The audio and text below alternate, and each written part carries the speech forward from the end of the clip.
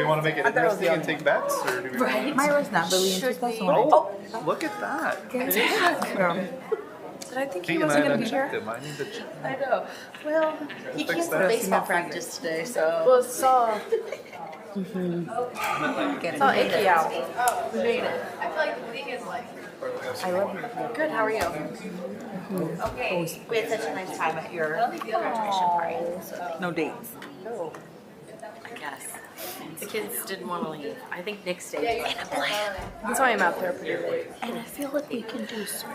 Well, not as late as some of those adults that don't leave till 1. But Sarah does not like to stay. We're good. Yeah. I almost didn't come back. Good evening. Yeah, I think Chromebook's fired up. Fired them up.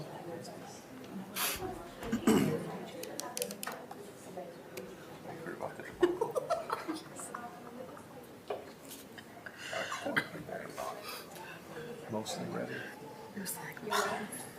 Yeah.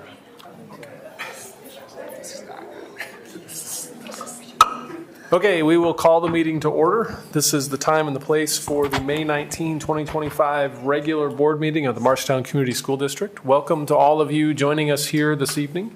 Welcome as well to anybody who might be tuning in or watching via the live stream. We'll do introductions of the board members this evening. Starting to my right, Zach Wall, Elizabeth Wise, and Sarah Faltis. To my left, Karina Hernandez and Maria Morales. I think Leah Stanley is on virtually. Or not. She was earlier. Yeah, she is. Okay. I am, yes. I'm on. I'm Sean Heitman. To my right is Mr. Randy Denham, our board secretary. To my left, Dr. Theron Schutte, the superintendent of schools. We've got 4 of our student school board reps here this evening for their last meeting. Lege Pa, Caitlin Yepes Ramirez, Giselle Hernandez Ibarra, and Charles Gilbertson. So welcome to everybody. We've got a pink sign-up sheet there on the speaker's table for anybody who wants to address the board during public comment time. You will be given 5 minutes to speak to the board.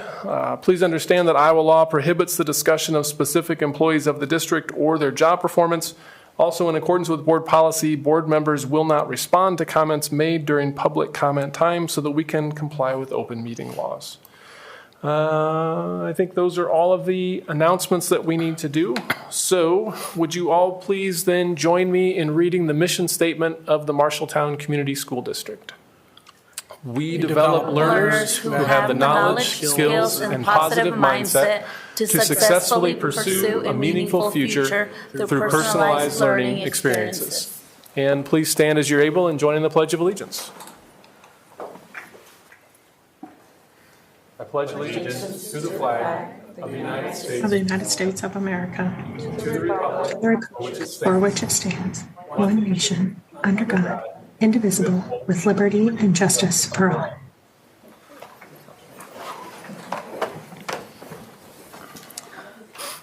Are there any changes to the agenda this evening? Yes, there are. Mrs. Wyatt.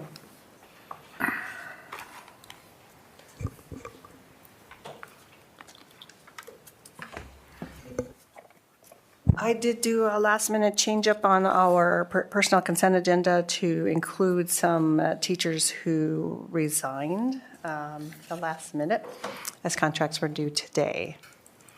And then I'd like to speak about the retirement of Sandy Tomei. Sandy has been with the district for 26 years. She has a total of 42 years in education. Sandy, according to Mr. Young, the principal over at Lenahan, Sandy Tomei has supported students in the Marshtown Community School District for many years. She spent the last 9 school years at Lenahan Intermediate School as a special education teacher and has been a reliable, caring, and highly effective teacher. Sandy has experienced many changes in curriculum, teaching strategies, and technology in the classroom, and she has adapted these resources to best support her students. She's made strong connections with students and their families. She demonstrates a high level of care and puts her students' success first. She has a wealth of knowledge related to supporting learners of all ages, and I'm excited for her next chapter beyond Lenahan. In addition, Sandy wanted to let everyone know that she's deeply grateful for the opportunities she's had to grow both personally and professionally throughout her career here. She's worked with many professional colleagues and students during her years at the Marshtown Community School District. Equally, the privilege of teaching and learning from such remarkable students has enriched her life in ways she will always treasure. Together, we've faced challenges, celebrated successes, and had a nurturing environment of growth and achievement as well as closing the gap. And in closing, Sandy's using some words from professional learning communities. Some of the thoughts that will remain with me are, yes, we can, which is a theme from PLC, and all students can learn. Thank you, Jackie. Is there a motion to approve the agenda as amended? So moved.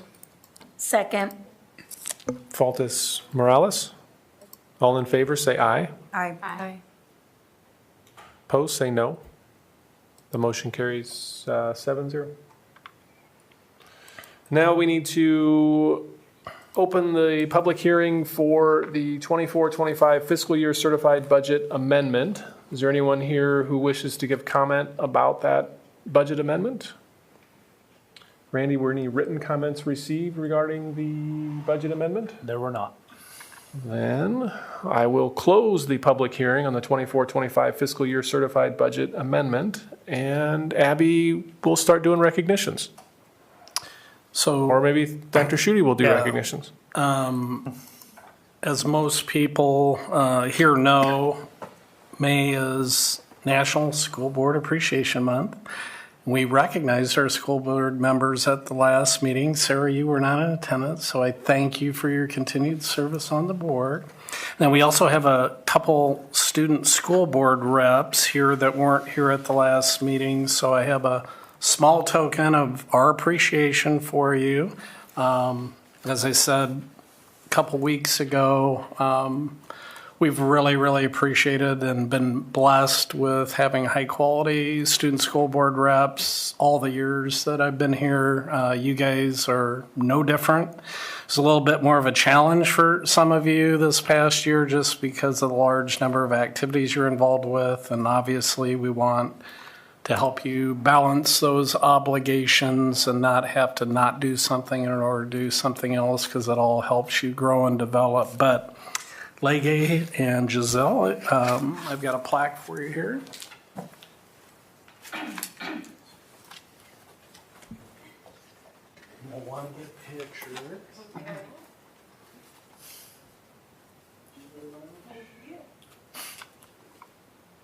You want them all in it, since we haven't had 4 here at the same time? A long time. Come on up. Just one.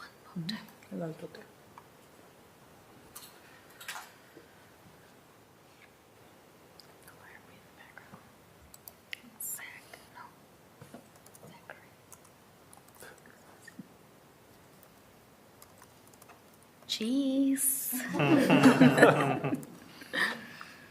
Big smiles, everybody. 3, 2, 1. 3, 2, 1. Congrats.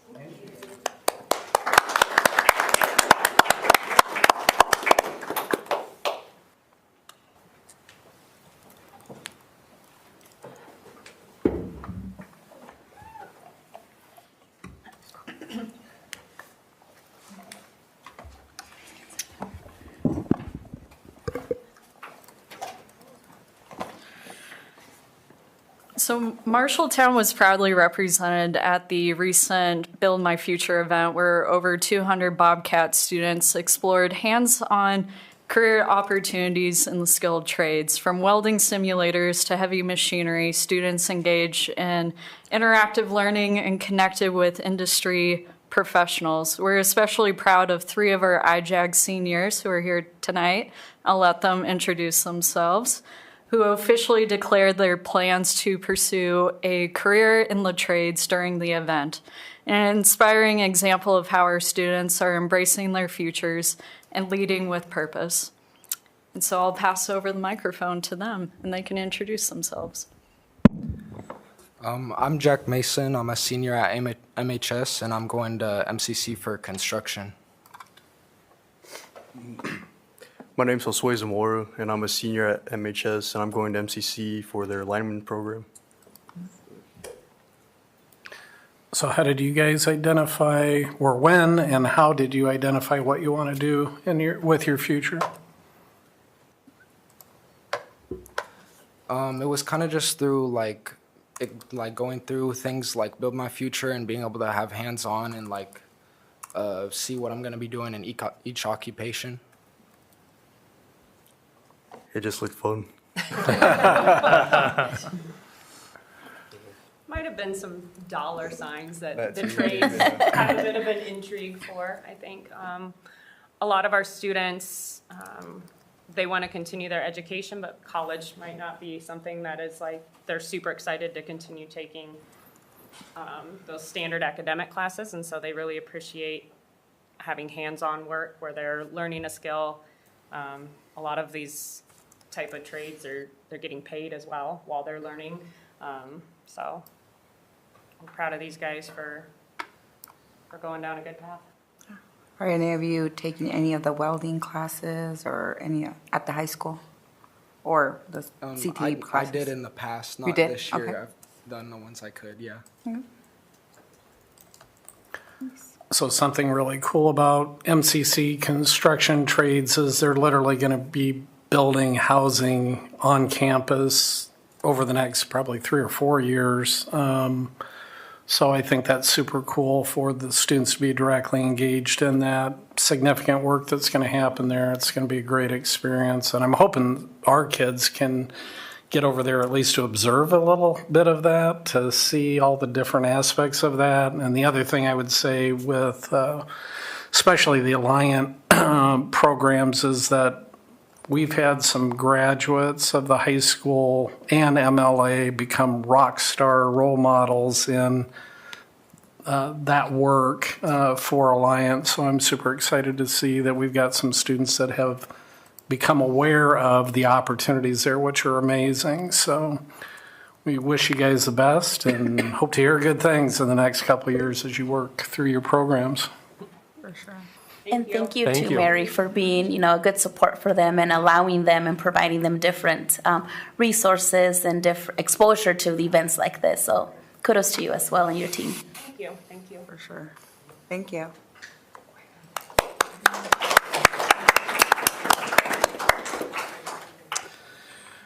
Well, I am super pleased to present our latest and newest recommendation for hire for an administrator in the Marshtown Community School District. Ms. Stacy Bergman is being recommended to be the next Anson Elementary School principal after Ronnie Menis's retirement. Stacy received her BA in elementary education from Buena Vista University and has a master's in teaching and learning with technology. You heard that, Amy. From Ashford University and another master's in educational administration from the University of Iowa. She served as a reading and social studies teacher at the middle school level in the Ottumwa Community School District before recently taking a position of being the assistant principal over 2 elementary schools in Grinnell as they are working towards some building transitions. So we're super excited to have Stacy come on board. Why don't you come on up and say a few words? In the hot seat. Hi, I'm Stacy. As Dr. Schutte said, I just went through the interview process, and I'm excited to join the Marshalltown School District. I had some time to tour the community, and I was just really excited and impressed with what I was able to see in the community and both in the elementary schools that I toured as well. So I'm excited to be here. I feel like my background is kind of set up to hopefully be successful here and to continue moving Anson forward. Thank you. Yeah, thank you. Welcome. You're welcome.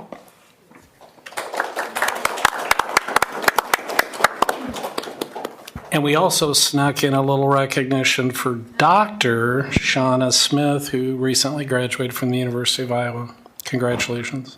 I have never given the University of Iowa a dime. University of Northern Iowa. The University of Northern Iowa. Did I say University of Iowa? Oh my gosh, that was funny. Well, My bad. congratulations. Yes. That's big coming round from a of true applause. science.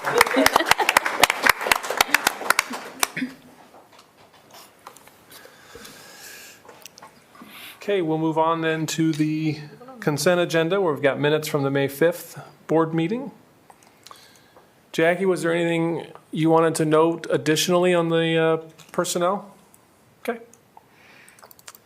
Looking at interagency agreements and contracts, we've got a memorandum of agreement between the school district and Eastern Iowa Community College for the use of facilities and to make teachers available for observation.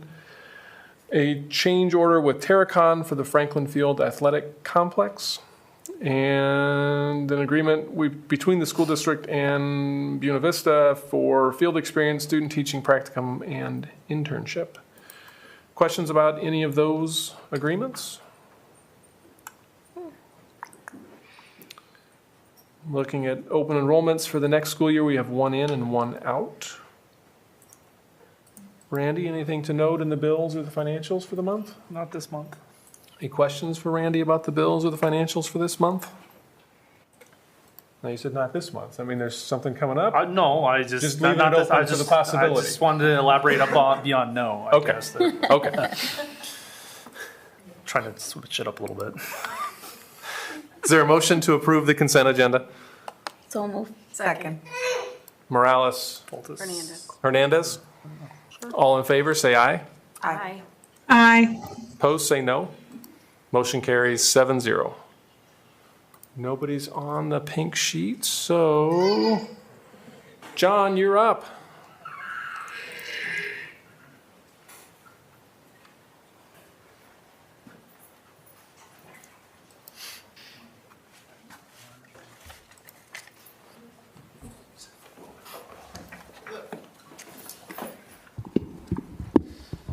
All right, well, I'm John Ronick. I'm the 910 specialist at the IJAG program at Marshland High School, along with Kara Bosler. I'll just kind of explain to you briefly while we're here. I can't speak tonight, sorry, I'm nervous. So in the fall, each year, the IJAG challenges the entire student body at the Leadership Development Conference with putting together a plan of work that we will work on the entire school year, basically until May, about each year is a different theme. This year it was the Love Project, which was lifting our voices in equity, and specifically about addressing food insecurity. Oh, we do have some slides up here. So our students here, these three guys, we get to pick only 4 this year. So out of our entire program, these 3 along with another were our representatives. And we shared our Love Project. Our project was to first kind of identify where the food insecurity was in our community, and we put together this plan of work, which was to learn about the food insecurity in Marshall County, find out what local resources exist, to make a plan to support those resources. Number 4 was we actually decided to come up with a sign. We decided instead of trying to come up with a new idea or new plan, we realized that there were like 37 food resources already in the county. And so we decided to make a sign, which I'll show you here in a second, to promote those resources. A friend of mine from high school actually happens to be the graphic designer for RAGBRAI, so I reached out to him. And these guys, along with the entire IJAG class, sketched ideas, which he then took and interpreted and put into a sign. And then we also did a food drive to support these local resources. So I'm going to show you this sign, which I'm really excited about.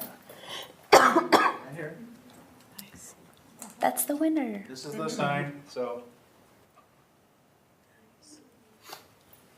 the QR code, if you go to the next slide, shows you, or the next, one more slide.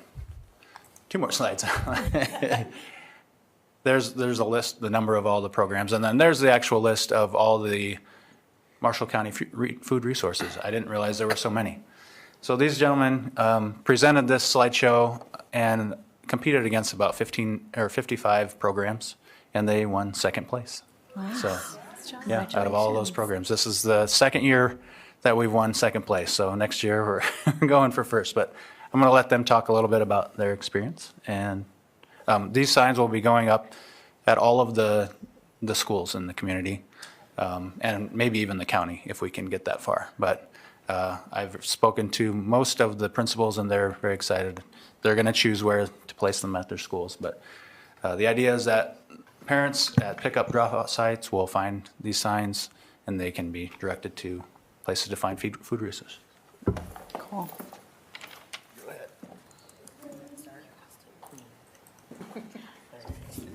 So,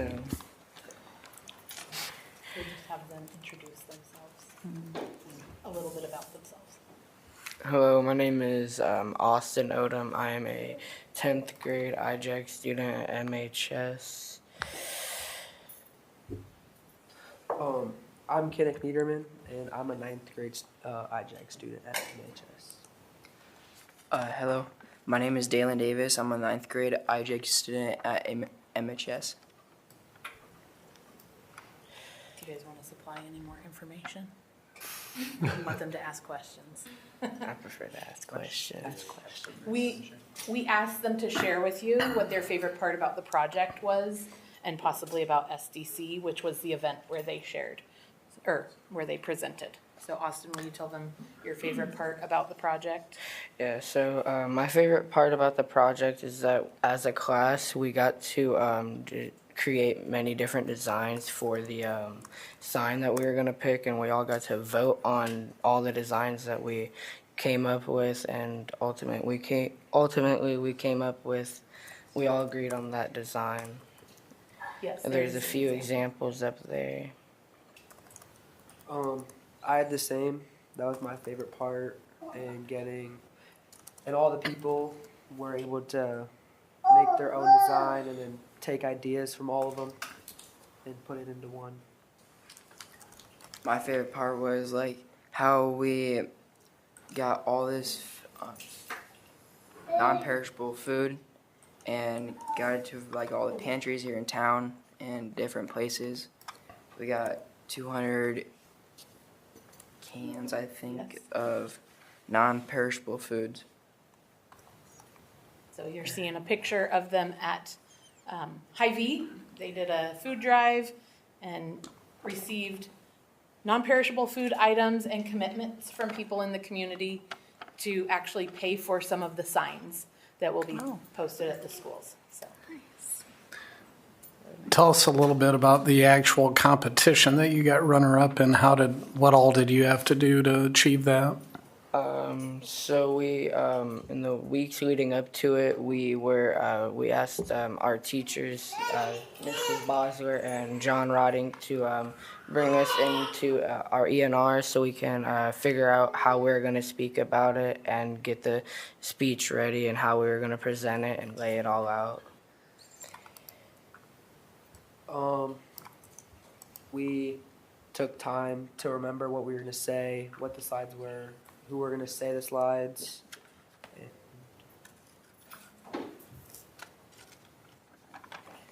We made little notes for our slides and stuff, like the numbers for what we were going to say and what slide to say for us. We presented it. And they had to go, we were at the FFA Enrichment Center in Ankeny. There were judges who are corporate employees from all over the state. So people, they had no idea who they were or where they from until they got there. They presented, and then they were ranked. And we found out at the end of the day with an awards ceremony, we knew that they were in the top 5 because they were called up to the stage. And then they were called at the second place mark. So can I sit down and share just a little bit? I don't know if you guys have further questions, but I'm Kara Bosler, and I'm John's co-teacher, and they did an excellent job. I know John said this is the second year that they've won second place. We did have another student that competed in another area, and she's unable to be here tonight because she's manager of the soccer team. So they are playing in Ankeny, I believe, but she also did excellent. And we just want to commend them for the work that they did going into this. They didn't totally realize it was a competition until the day that we were there and in the holding room. And so I think it took a lot of courage, and they had great outfits, matching ties.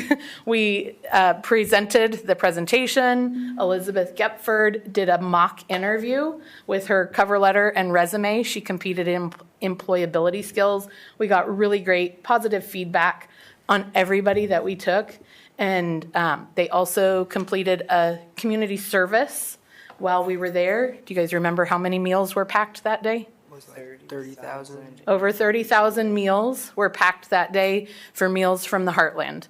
And so we are just really happy with their performance and excited to see where they go with IJAG and hopefully future opportunities with our leadership and skills development. So, do you guys have any questions? So those will be put in all our district schools, any public places or not? That's the As goal. of We right want now. to get community partnerships. We kind of just not really ran out of time, but essentially at the end of the year. Mhm. But the goal is to have these in as many public places as, so if you know anybody who might want one of the signs, they're $60 a piece. They can make a donation directly onto the IJAG website with kind of a memo line, or just reach out to one of us. But we'd like to get them throughout the entire county, as many places as we can, wherever parents and families are. Yeah, for sure. And this website is maintained by the Iowa State County Extension Office. We felt really good about that because we know that it'll be there for a long time. And they've kind of taken that work out of our hands as they're maintaining it for us, and keeping the list updated. They have a board that oversees that too. So it's a good partnership. Nice, thank you. Thank you. Thank you guys. Congratulations.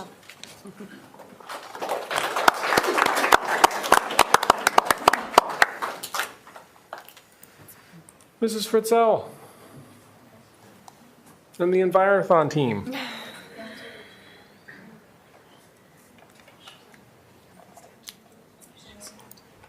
These guys just want to stay on, but they're going to talk. I just want to introduce to you our Envirothon team that just placed second in the state. 4 of them are seniors, and they've been working on Envirothon for the last 4 years. So it's real exciting to have them do so well at the state contest. And so I'm going to let them explain to you a little bit about what Envirothon is.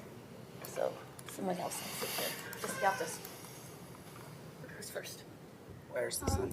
Yeah, next. Who's in charge of the slideshow? Yeah.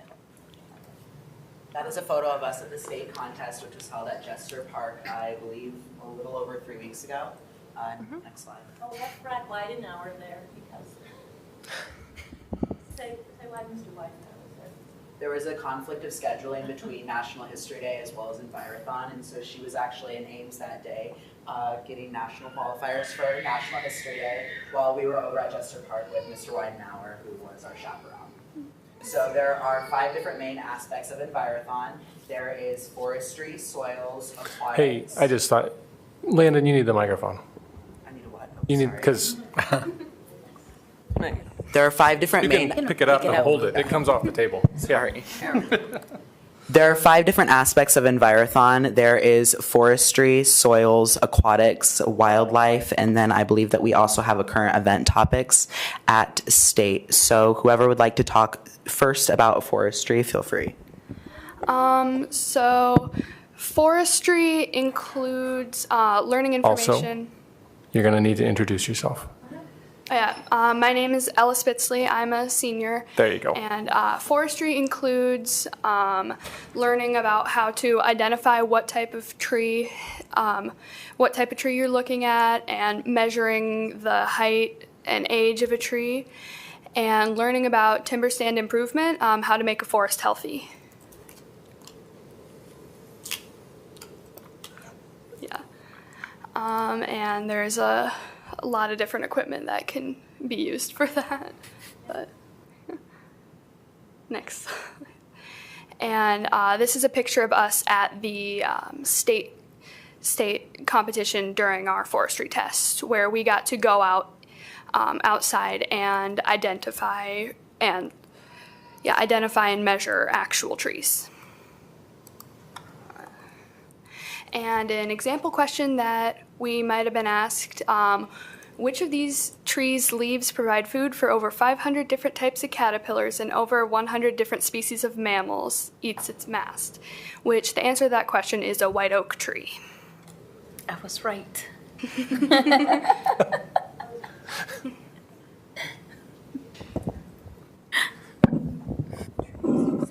Hello, I am Isaac Young. I'm a senior, and this is an aquatic portion of the Envirothon test. Just another section that we had to do. Some things that you have to do while in this test are identify different benthic macroinvertebrates, which is basically just a fancy word of saying water bugs. You have to identify the water quality, how to make that healthier for the fish that live there and all the plants that live under the sea. You have to figure out where the watershed is, which basically is just the rain that comes down and where that piles up to, like in the greater scheme of things, and all the plants that live under the lakes. This is just a list of different things that we have to know how to do for the aquatic test. We actually got to go out and do a lot of these things in the Iowa River. Got to take a lot of these tests, which is really cool. We gotta check the turbidity, the velocity, the pH levels, which all basically just turn out to be the turbidity is how fast the water is moving, and just how livable it is for different types of fish. This is this is another list of like benthic macroinvertebrates that we have to learn to identify. There are different tricks that you can have to identify each of these, and we can kind of learn based off their type and their shape. So who are those guys? Next slide says. Oh, sorry. Yep, right there. Yep. We know that that's the mayfly because it has 3 distinct prongs on its tail, M-A-Y, and then the mosquito larvae. That's just one that we kind of generally have to know. There's no distinct factors. Next slide. All right, so my name is Landon Stanley. I am a senior at MHS, and my portion of the competition was soils, and this includes soil identification, soil classification, soil testing, and soil and land use, which many people don't like to consider, even though it is one of the most considered things in Iowa as a farm-heavy state. Different types of elements of soil that we have to know are the different parent materials, different types of textures, which include sand, silt, clay, structure types, which are blocky, platy, columnar, etc., colors, drainage qualities, and the different horizons. So the pit is actually something that we got to not necessarily experience, hear a lot about, but we did take a travel out to Grimes Farm and look at the different horizons and textures.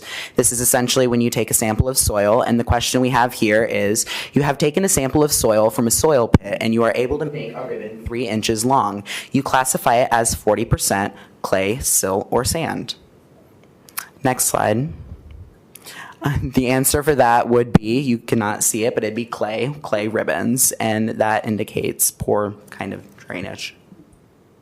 Next slide.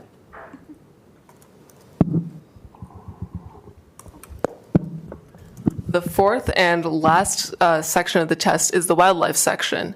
We learn to identify animals based off of things like pelts, tracks, skulls. We learn about habitats, about populations, and the slide says aging. We also learn to basically, as I said, identify, and it's not just mammals. We also learn about turtles, snakes, birds, and butterflies. Yeah. Those are some examples of things that we learned to identify. Yep. And this is an example of what you might, the type of question you might find on a test. Some tests will have photos, and it'll either be multiple choice or you might have to like write down the answer. So based on this photo and the fact that this jawbone doesn't have any milk teeth and the teeth aren't super worn down, you could estimate that the deer was around 1 to 2 years old. Next slide. Under.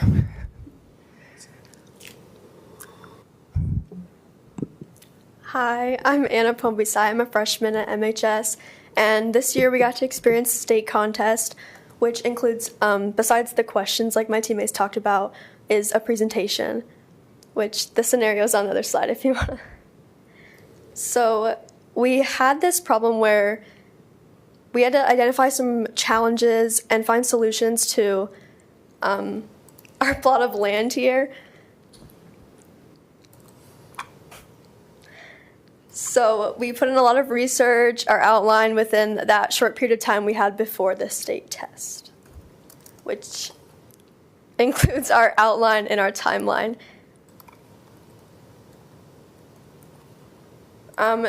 State this year was at Jester Park, and we were outdoors as well as indoors. It's a pretty windy day. It's kind of hard, but our oral presentation was fortunately inside, where is where we got most of our points. Ms. Fritzell has gotten the experience of taking a lot of teams to nationals. We were pretty close this year, but unfortunately we got second, but that's all right. We're still proud. Next slide. These are all the places that Ms. Fritzell has taken previous Envirothon teams to nationals at. Do you have any questions for us? How many teams were competing? There were 60 teams initially in the preliminary rounds, and we made top 6.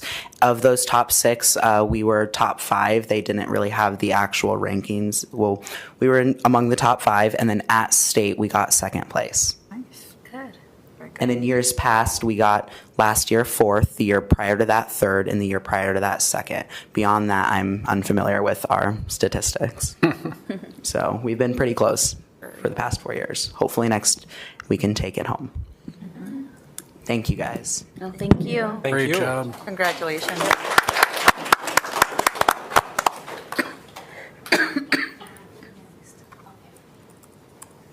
So I'm back again. 2 weeks ago, I talked to you a little bit about National History Day and how we were bringing 3 groups of students to the national contest. And last time you heard from the 4 boys who were did a documentary on the Babel Proclamation. Now we have Isaac Seeberger and Isaac Ben Scooter, both seniors, who qualified for the second time and the third time for Isaac Ben Scooter at the net for the national contest. They're really good at doing performances, and their performance is Tinker versus Des Moines. And they're just going to do a quick little blab. One act of it. You're going to stand up and do it? Sure. Can you hold the mic as you do it? I should probably do it sitting down. Yeah. So I'm Isaac Ben Scooter. I'm Isaac Seeberger. So yeah, we did our project about Tinker v. Des Moines. It was about the 1965 student-led protests in the Des Moines Independent Community School District by Mary Beth and John Tinker and their friend Chris Eckhart, and they were protesting the Vietnam War. So yeah, they went down to D.C. originally and protested with a bunch of college students, and then as they got back, they made these armbands with peace symbols that got banned by the school district, and then they took it to the Supreme Court eventually, but it started at the just the court of the Southern District of Iowa, and they got denied there, and they also got denied at the Court of Appeals for the 8th Circuit, so then they moved on to the Supreme Court where they won in a 7-2 decision. Yeah, so since about October or November, we've been gathering information both online. We went to the Iowa State Library, and we did a phone interview with Mary Beth Tinker. So we've been gathering all sorts of information about the topic. We put together a 39-page annotated bibliography about the topic, and then we also have our 10-minute performance. That's kind of what goes along with the judging. 80% of the score is the historical quality. Only 20% of it is like the performance factors and how well you perform. So the history and the education part of it is definitely a much larger aspect than I think a lot of people think when they first start doing it. And as for the topic, we just felt it was a Iowa-focused topic and something that a lot of people know about, but they don't really know much about it. So we felt it's something that we could further educate about and something that we really wanted to learn about. So we'll perform sort of the opening act for you here. Yeah. Mary Beth and John Tinker, two siblings who alongside their friend Chris Eckhart stood up for students' rights. These three Iowa natives show that no matter what a community believes, it's a school's responsibility to respect a student's rights to protest and free speech. The actions of these brave students and their willingness to fight for their beliefs has revolutionized how students' rights are viewed in the legal system of the United States. I'm Isaac Seeberger. And I'm Isaac Benscooter, and we'll be presenting Tinker v. Des Moines, taking responsibility to ensure students' rights. The Vietnam War is widely considered the most controversial military conflict in United States history. Whether male or female, black or white, people all around the nation were outraged at the state's involvement in the war, the treatment of our soldiers as well as Vietnamese civilians.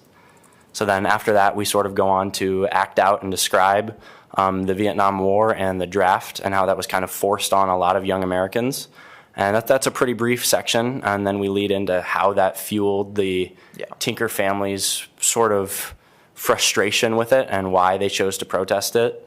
And then we go on to talk about how their community felt about it. They were very largely protested against.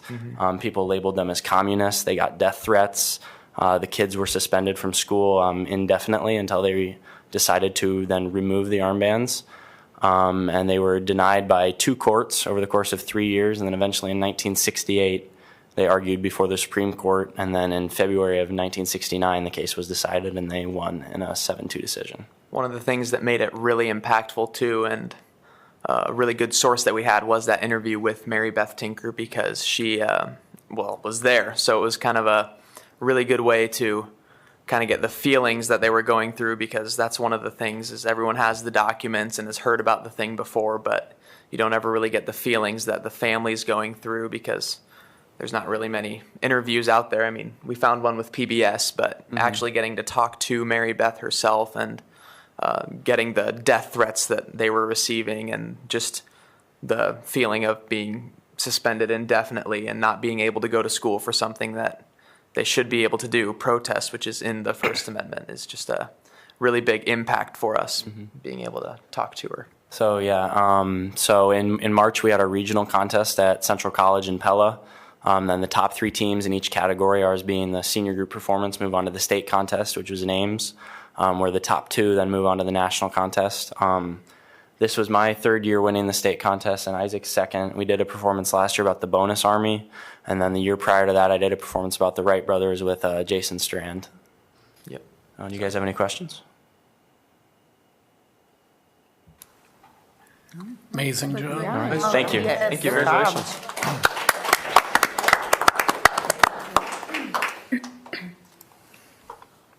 Yep.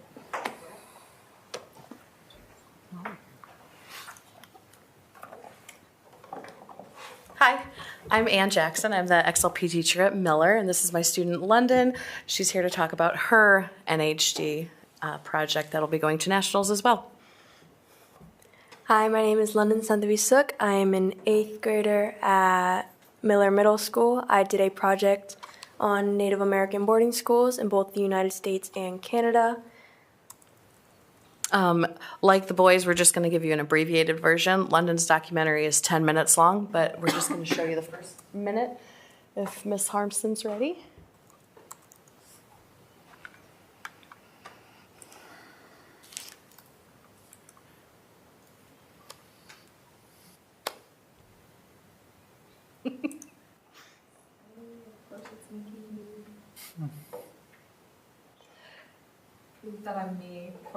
So London, like the boys, started this project way back in September. She did a lot of individual research, obviously, since it's an individual project, but she had interviews that are compiled into her documentary. Do you want to talk about your research process, how you did that? Sure. I started out with finding most of my sources online, but I also went to the Iowa State Library and found a really good article there that I used for a lot of my note-taking and to help form my project at the beginning. Later on, towards the regional contest, I was able to get an interview with a local native from the Sac and Fox tribe, and I think that really gave me a special touch in my documentary. Mm-hmm.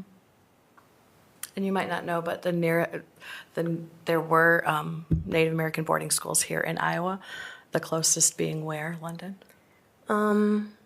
In like Tama, it's now, the building still stands, it's now an apartment building.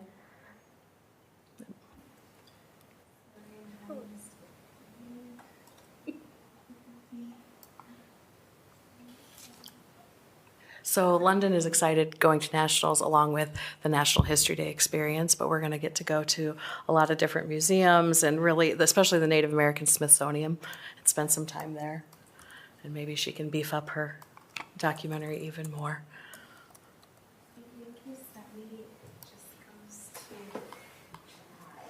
The one you sent us. Yeah, because I Were you saw able it. to open that? Civilization I or I was able to open it. Maybe I can share it.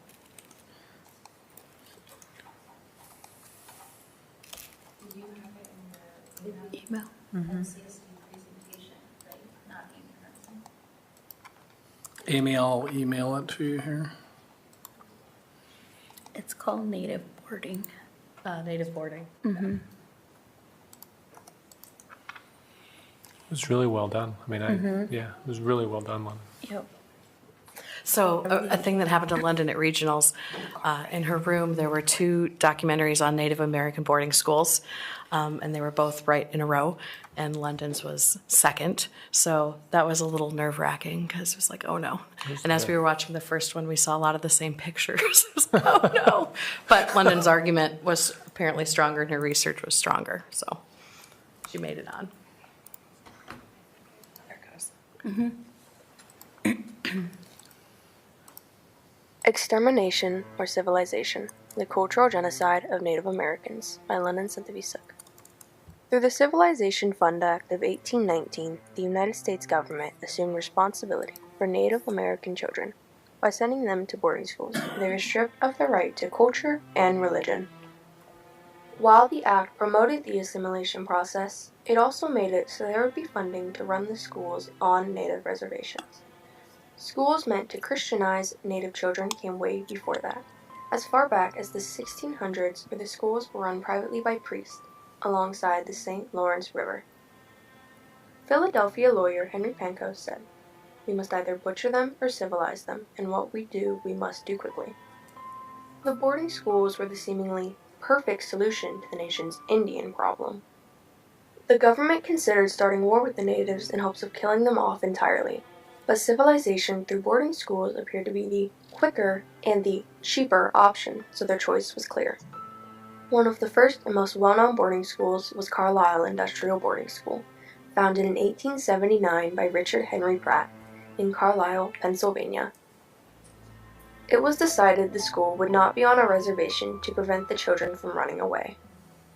On October 6, 1879, the first group of students arrived, with 24 female and 59 male students, with some coming from as far as South Dakota. The arrival was set for the middle of the night to avoid the locals from becoming involved. Upon arrival, students would have their hair cut short and they would be stripped of their native clothing. To cut off their hair is to cut off a piece of their identity, as it is sacred in their culture. Some would be washed using lye water or had it Ms. poured Harmson, into you their can go ahead and mouths. stop it. I know you cause guys severe- have lots of other work to do tonight, but we just wanted to give you a taste of London's documentary. And thank you for the support and going to national competition. And it Oh, was thank you. it was shared with us, so I mean, a lot of I know I watched Yeah. it. I It was watched really it. good. If you have any feedback, London can still make edits too up until the contest. So we're always looking to improve, right? I was watching it at home, and my 2 little ones were there, and my 4th grader said, "Wow, you can tell she really did her research and prepared herself. She sounds so professional." So that's feedback from my kiddos. Thank you. Thank you. And myself. Thank you. Good job. Thanks so much. Thank Good you. job. Great job. Yep.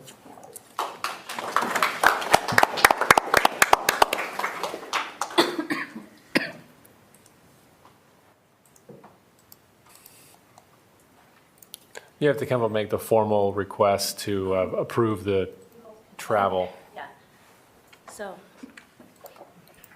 Anne and I would like to formally request permission to travel with these seven students to College Park, Maryland, at the University of Maryland, where the national contest will be held. It will involve flying to Washington, D.C., and spending Sunday night through Thursday evening. In with them dorms. In dorms, yep. Are there any questions about the out-of-state travel request? Then is there a motion to approve the out-of-state travel request as presented? Move to approve. So moved. Oh, We'll go with Stanley Hernandez. All in favor, say aye. Aye. Aye. Opposed, say no. Motion carries 7-0. thank fun. you. Good Thanks so luck. much. Thank you.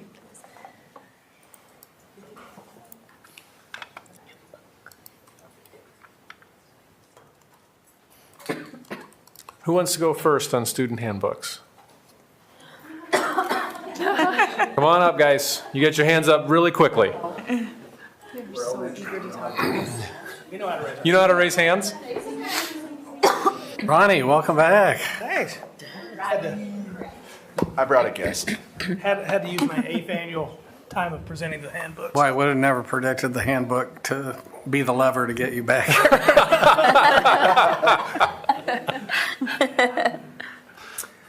Well, so with the elementary handbook, obviously we've got the prerequisites. All the dates will change. Professional development will change.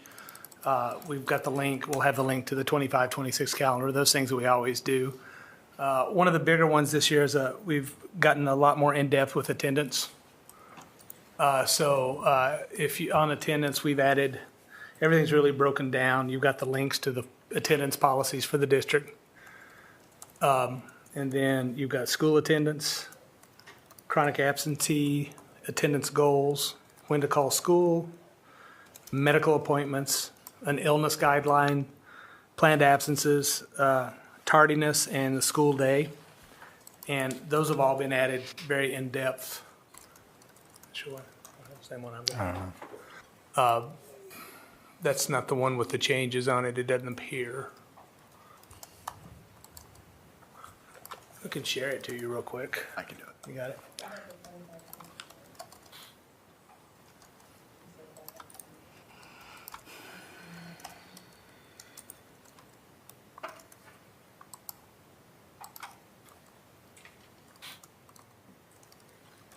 That should be it. What's the name of it? There's multiple ones in there.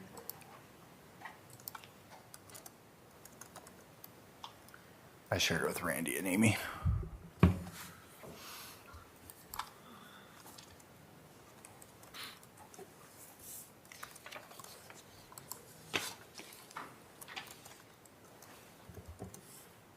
There you go.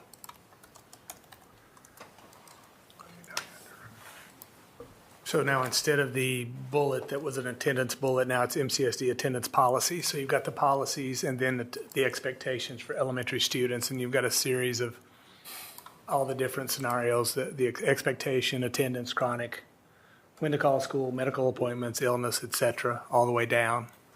That took the place of just a pretty basic attendance piece that was in there. That's the major change for the year. That language is all above, so that's why that's all stricken out.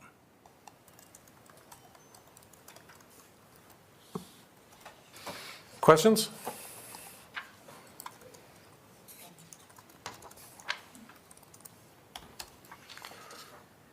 Okay. Anything else? Or did you hit everything, Ronnie? The non-discrimination policy is updated on page 6. Ms. Large updated nutrition services on page 7. And that was just, used to be a line in there about entering 5th grade, students must either pay for meals or be approved for free and reduced. And that was changed to just simply say, a copy of the negative meal charge policy is shared here. So it's linked the policy. And then the only other change would be on page 10. The McKinney-Vento Family Support Liaison was changed from Eric to Anel starting next year in the new position. And those are the changes. Questions? All right. Thank you, guys. That'll be back. I mean, they'll all be back for approval next meeting. So this is just presentation. Thank you. Thank you. Thanks.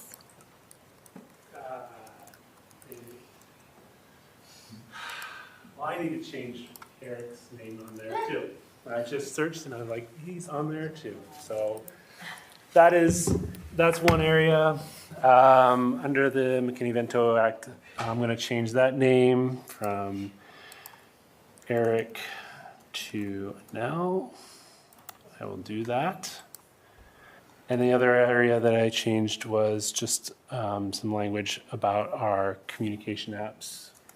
And I put possibly Parent Square. I don't know where we're at with that. Parent Square is what I added in there, and that is the other change. Typically, we just reference school board policy on a lot of that stuff, but that one was specific to things that we want our parents to be connected with. That's the only other change. So I'll change the stuff on the McKinney-Vento. Questions, comments? Should it still say remind or just the Parent Square? Probably should remove Remind, yeah. away altogether. So I wasn't sure with the timing of when that transition will take place. That's why I added them both. But if we're feeling like we'll take it out, let's take it out. Yeah. That's fine. Sounds Thanks good. for being prepared, though, either way. Yeah, I was just like, I don't know, but I think it's both of them right now. Every handbook will need to be checked for that. Mhm. Yeah. Preschool has it too. Yep.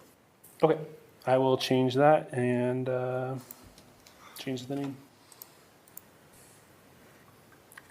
Okay. All right. Thanks, Kyle. Thank you.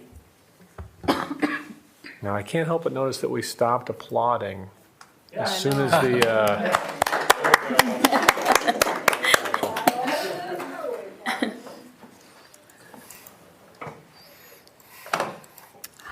Hello, everybody. How are you today? They left you solo. I know. She was the only one on the Yep. notes, but You can tell when people came because I am sopping wet and everybody else is dry. So they came early. it wasn't on the list. We just added just a few changes, updated a couple of things. A couple things that we kind of thought were always in our handbook and we realized that they weren't. So one thing that we obviously changed is just Google Classroom to Canvas. That was just a quick update. It said that coursework would be available via Google Classroom. We just changed that to Canvas That was there. page 13. Thank you. See, that's why you're here. The next one is on page 18. We've really seen an uptick of snacks and energy drinks, really more so energy drinks. They're kind of really all the rage, and Starbucks. And so we've just added that they're not allowed, that they'll be confiscated, and that students cannot sell any type of snack at school as well. We've got some entrepreneurs this year that are into the baking business, and so we really felt it advantageous to get that added. It's Even- always it's always been sort our of a policy. school rule, Right. but then we get people who will question it and say, where is it in the handbook? And so we put it in the handbook. Having a bake sale? No, it's not a bake, their own bake sales. Their own bake sale. Oh, their own. Yeah, like Oh. they put on Insta, like I'm making cookies, pre-order today, and I'll deliver tomorrow. Wow. Thinking that's how the And we have a lot Learning of, that at iJag or something? and we Yours? have a number of students who will make runs to Sam Clubs with their family and then come in with a big box of cookies and snacks and whatever and then try to sell them at school. So Oh, wow. we're kiboshing that. Okay. We just updated our athletic participation to Page match 22. our athletic handbook on page 22. This has been our policy, but the one that was in here was a little outdated. We just do the 3-week progress report. And so this has just been the policy that's been part of our athletic handbook. We just made sure it was over on this side of it as well.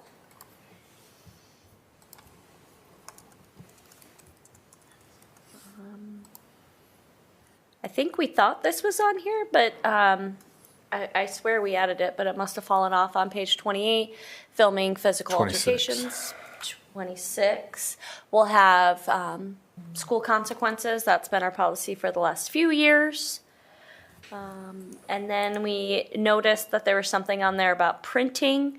On page 28, students have been allowed to print in my time here, so we just went ahead and, what? Not been allowed. Yes. Right. Have not been allowed to, or I don't Their even know. Chromebooks don't even actually give them an option to print.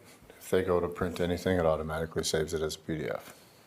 So there are no printers, there's no follow me or anything like that for students. So just strike that from the handbook. Obviously, this could get changed as a district policy, but we just updated our personal technology just to be a little bit more user-friendly about not allowing the use of cell phones in the academic setting. And then much like snacks, scooters, electric scooters, need to be parked in the front of the building instead of in the main office. Big uptick. And then we just added, for students arriving late, we do provide breakfast for them in the main office because ours is grab and go. And that is it. Any questions or concerns about the changes that we've made? So do scooters have the same, well, I guess I'll start with do Miller have the same rules as elementaries where they have to live a certain distance to ride either a scooter or a bike? Or not? No. Anybody can, okay. Anybody can. Yeah.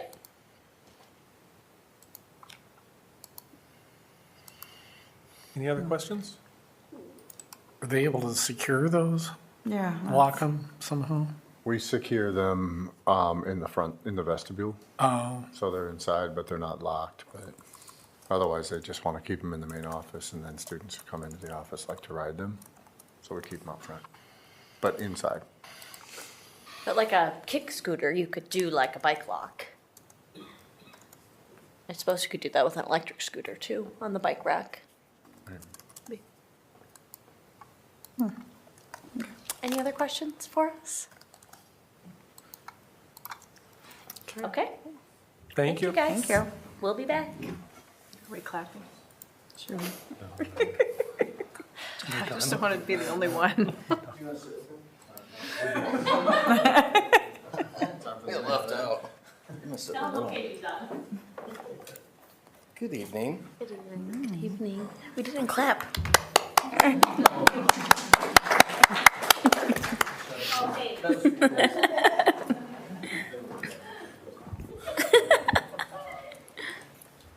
Good evening, Justin Oliver, Marshtown High School principal. Here to review our handbooks.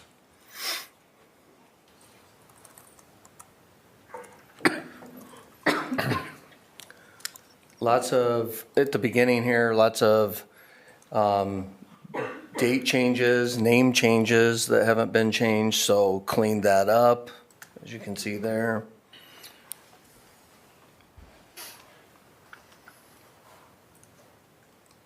Just some more name changes through 20.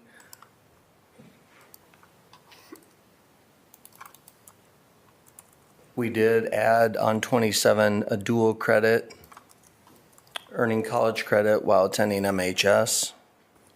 That was guidance from Dr. Smith that we needed in our handbook. Get used to it.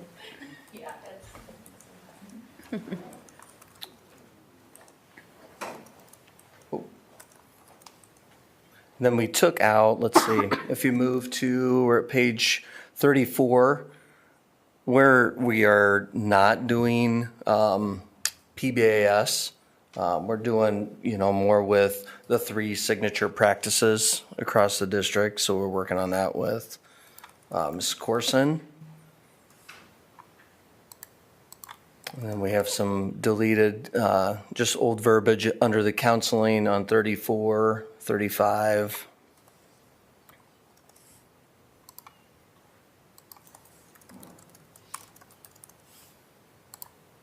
I believe,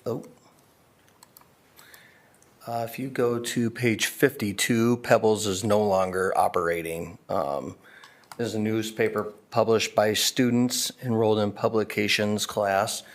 We do have a teacher that is moving forward with kind of print media type of thing, and so we anticipate that something like that coming back maybe within the year or two. I'm hoping to be in front of you and kicking off another media class. So Mr. Coop at MHS is working on that endorsement, yearbook, and media. So there's yearbook and not newspaper, or? Correct.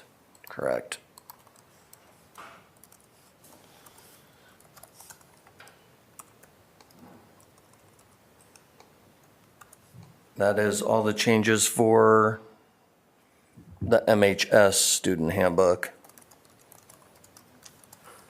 Questions? Okay. So I will just note, I learned that I was going to look over handbooks for MLA and MVA.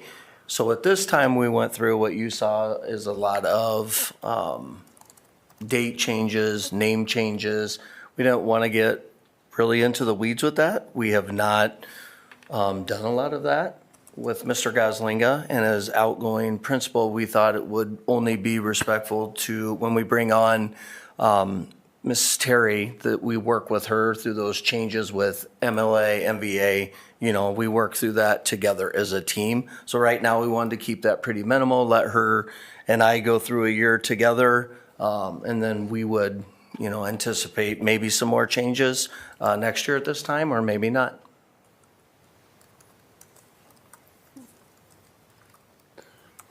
Questions about So that? dates and names are changing in there.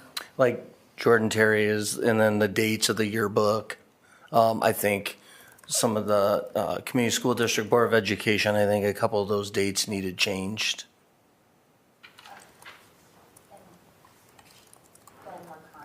Yes. Yep, we did change that. You got him as Ben Anderson in the MLA one, though. I do. Okay. I did change. It's changed in the MHS one, so I will get that changed as well. Let me make sure I didn't change it here.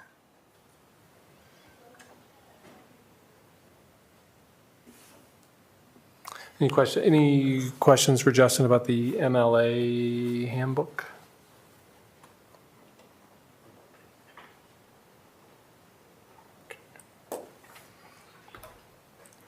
I'll get that changed. Okay. I see it on those two. Thank you. Thanks. Hey, just a question, because I wasn't aware Pebbles wasn't, and Pebbles goes back to the early 1900s. Goes way back. Used to be the yearbook, then it became the newspaper. So was that due to not being able to find a certified teacher to do it? Or we're not offering a course that allows it to happen? That is my recollection of that is yes. So after Coach Hansen left, we had another staff member in that position. That staff member left, and to my recollection, we could not find somebody to take that over that had the credentials to do that. There could have been, the cost was pretty high, I believe, at the time as well. But the main reason was we just couldn't find a staff member that had the credentials to take over the newspaper part. Yeah, I think wasn't it primarily digital most recently, Jackie? Yeah.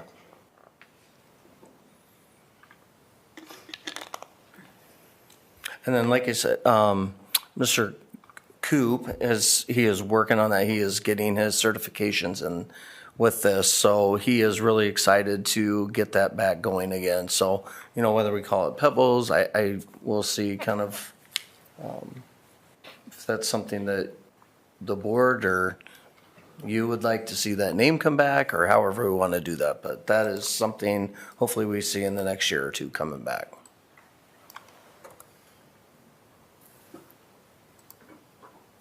Thanks, Justin. Thank you. Sean, are you doing preschool? Okay, I was going to come up here and say no changes, but after Kyle brought attention to the Remind Parrot Square change, I think we need to make that same switch. And then we have, last year when we started late due to the high school construction, we had started preschool earlier, so we didn't do the 5 days. I don't know if you guys remember, but usually we do 5 days where our preschool teachers go out and do home visits. So preschool kids actually start 5 days later than the rest of the kids.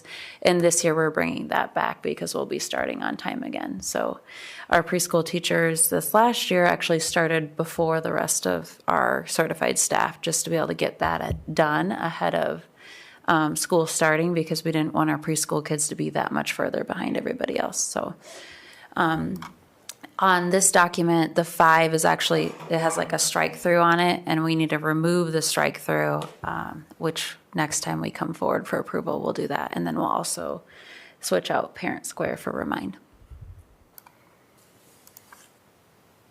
Any questions? Thank you. Thank you. Thank you. Rex?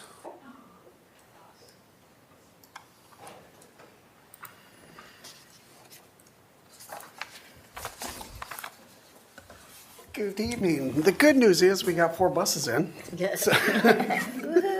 And I'm not here asking for a bus, so that's even better. With the transportation handbook, we just have some real basic changes. One of the changes is on the cover sheet. Now we will have a general email that goes to all 3 of us, to Connie, Nikki, and myself.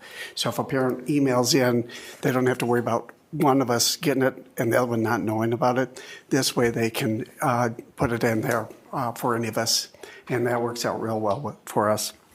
Then the biggest changes come on page 2. For this, we're requesting that when they do the registration, they're asking for busing. Either they're going to mark yes or no, and that comes right into our software. And so we look at the kid, and either parents are saying yes, and then we look to see where they want the kid to go.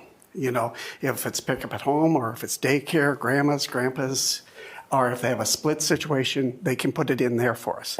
So we can, at that point in time, automatically know which kids are asking for buses, which ones are not, and we can get those scheduled a little bit quicker. So that all happens at registration. They cannot bypass that. They either have to put yes, they want busing, or no, they don't want busing. And the problem is some of them put no, and then they'll call us and say, oh, we meant to say yes. But we can change that once they call us.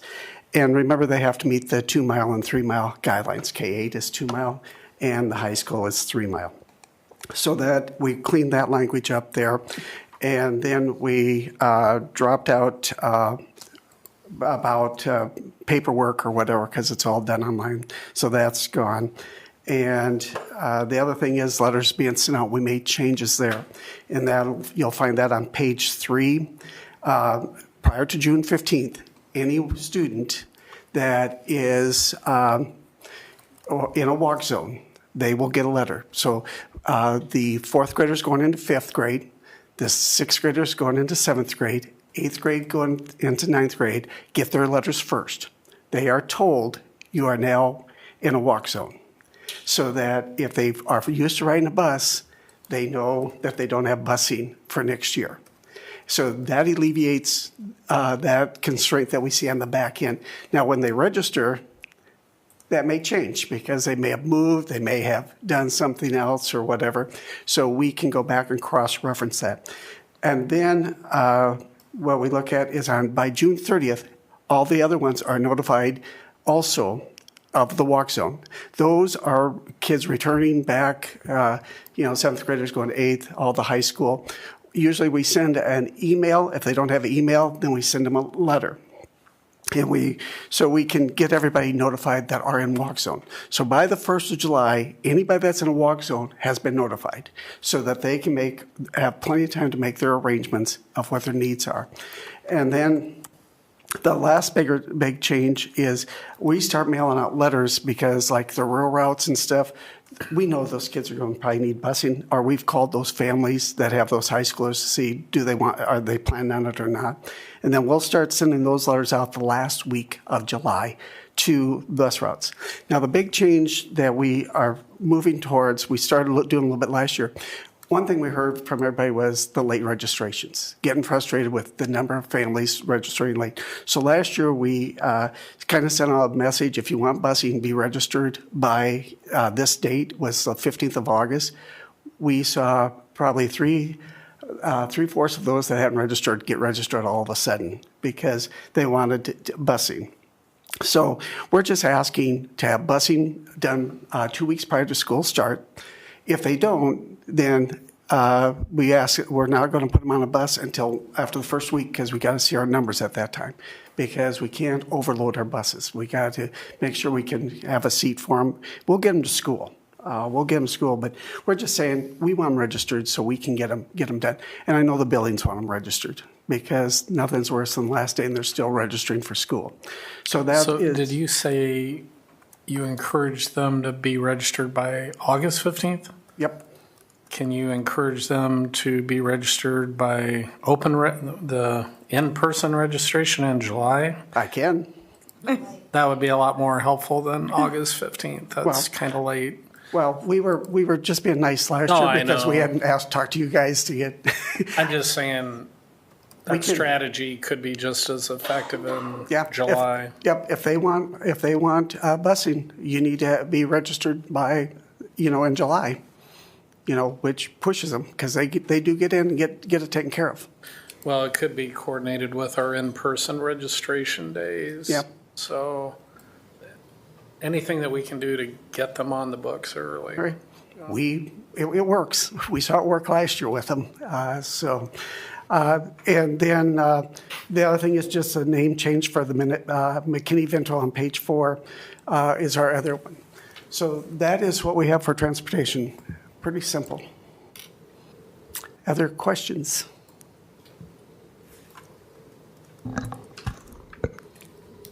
I'm assuming it's pretty standard statewide, a 2-mile radius. Is that a standard or? Yeah, that is the state's guideline is the 2 mile, 3 mile.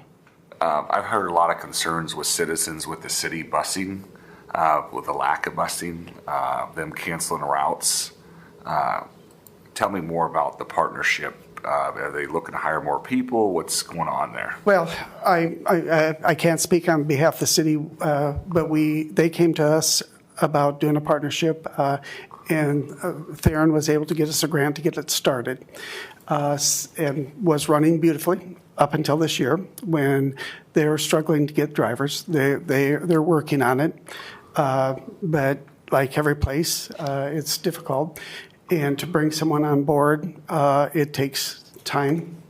And right now, last I talked to them, they didn't have anybody in the hopper to fill that route that they had to cut. And the sports routes, that 5 o'clock, they quit busing at 5 o'clock, which hurt some of our kids that were doing activities.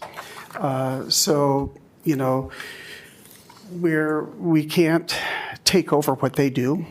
We just don't have the capacity. We don't have the drivers, and it would take more buses to do that.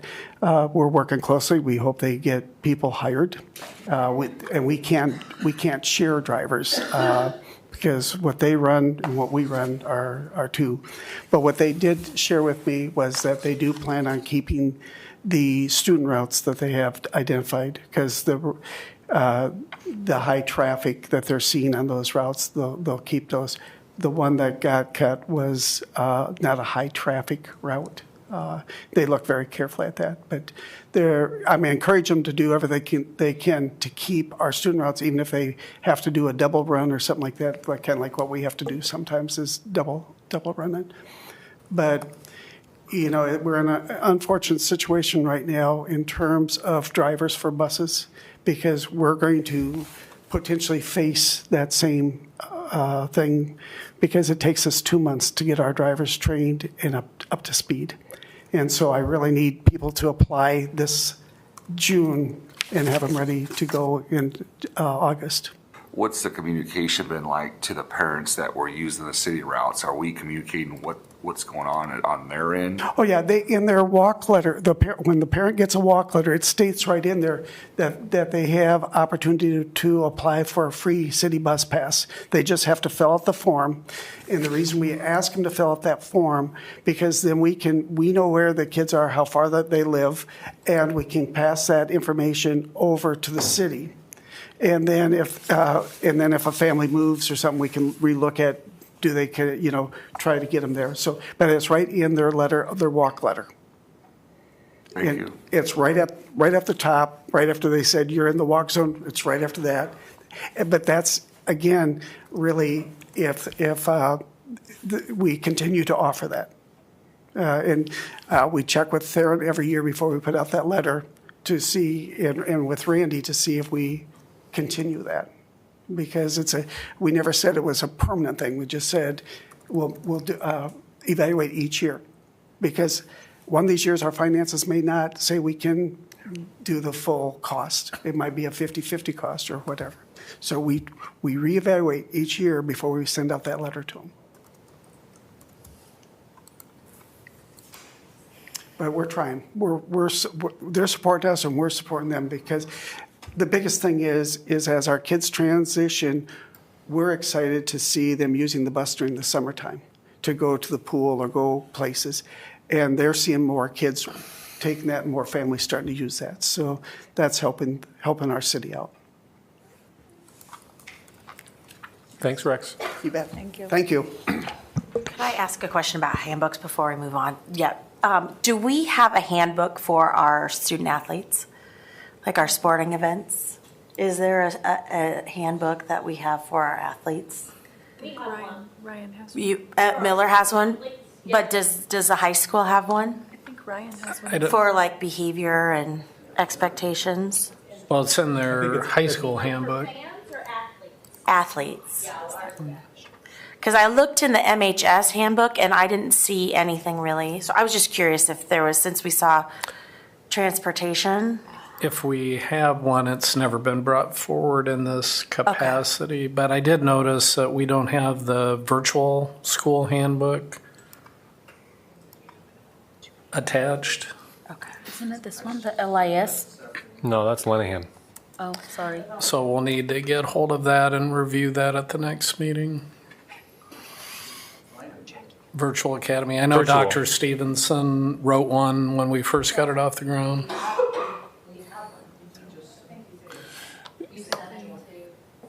I was just curious if we had one for student athletes. That maybe that would be something that maybe we should look into doing. I asked We'll this double question check. in April, and Jackie answered, and I have the email thread I'll send to Liz, but Ryan added and Jackie included some page numbers for athletic eligibility, attendance, conduct, and all of that, so. Within Within the the regular high school handbook. Yeah. Okay. Well, yeah. Okay. So. Justin, you got some graduates?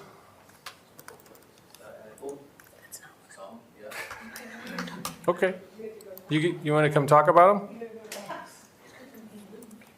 Good thing you didn't leave. Yes, we do need that. Let's talk about graduates. So there are our graduates. So one of the great things about Marshtown High School, MVA, MLA, we will still have students working up until the 29th to cross that finish line. So this document continues to grow, and that's exciting. So we have teachers that have taken on seniors under their wing. We have counselors, all kinds of people working with students to get them across the finish line. So the ones that are on this list here have met the required graduation requirements and will be ready to walk the stage on June 1st. Any questions? I did notice that all of our student board reps' names were on the list. I made sure to check. Actually, was Charles on there? Gilbert? Kidding you, of course. Is there a motion to approve the Marshalltown High School 2025 list of graduates as presented and pending fulfillment of graduation requirements? So moved. Second. Faltis Morales. All in favor, say aye. Aye. Aye. Opposed, say no. Motion carries 7-0. Thank you, We'll see most Justin. of you there on graduation day. Yes. June 1. Yep. All right. Thanks. Thank you. You're up, guys. I think he Last came time. back because he wanted us to give him an applaud because last time he didn't. Oh, yeah, I would be too.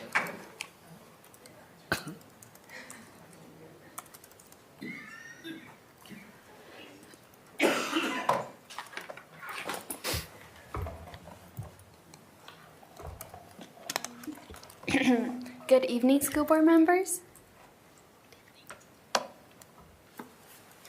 Starting off with the presentation, there was a senior lock-in night on May 9th and 10th, and this was hosted by Student Senate. They wanted to do something fun for the seniors and just celebrate the seniors before we graduated. And this started from 6 p.m. all the way till 8 a.m. on Saturday morning. And then there were a lot of fun activities held, such as students designing T-shirts. This was a really great activity for them to show off their creativity. And then we were also able to participate in bag toss, and then there were a lot of prizes that were earned, such as gift cards from different restaurants. And then a lot of other events also occurred, such as Just Dance karaoke, a movie night, and volleyball. Did a lot of students participate, or? Yeah, around 25 to 30 students attended. So.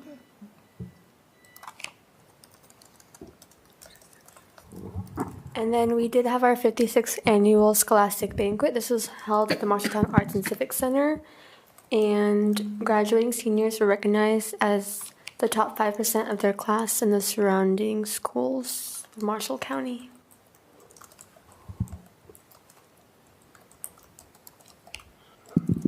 Okay, so I know it says girls tennis, but it'll just be recent, Bobcat sports, because there's been a lot. So for girls tennis, Kenny Feldman and Kate Sandvik qualified in doubles for tennis individual state. And that should be in the next couple of weeks. And I believe they have team state coming up here too for those qualifiers. Boys tennis qualified for, they're on their way to qualify for team state. They defeated Mason City, I think it was 5-2, to get past that. So they're on that journey. Boys soccer has their final, I think, game tonight, regular season game tonight. And then they're about to go to sub-state. And then boys and girls track. So girls, they have one state qualifier this year, Grace Christensen, and she's 14th in state in the 100, so she's seeded 14th. And this is a really good accomplishment for her as a freshman. Then for boys, we have our distance medley qualifying, I think, 20th seed. And then we also have Preston and John, who you've seen a little bit this year, and they qualified in the 32 and in the 16. And so there's some very exciting possibilities at the state track meet coming up.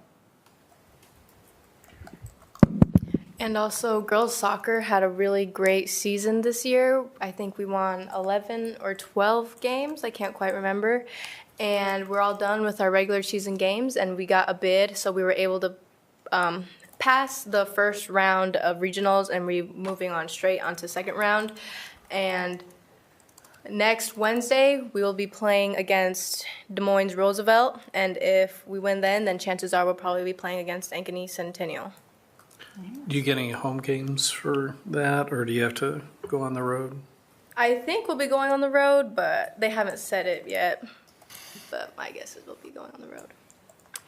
And then this past weekend was the MCC commencement ceremony where a big handful of MHS students got their MCC associate's degrees. I remember I attended the high school graduation about 2 years ago for my brother, and they asked the dual credit students to stand up, and there was only about 2, 3, 4 of them, and seeing this huge list of students who were able to get their degree while in high school is definitely something to be proud about, and I'm just proud for our grade.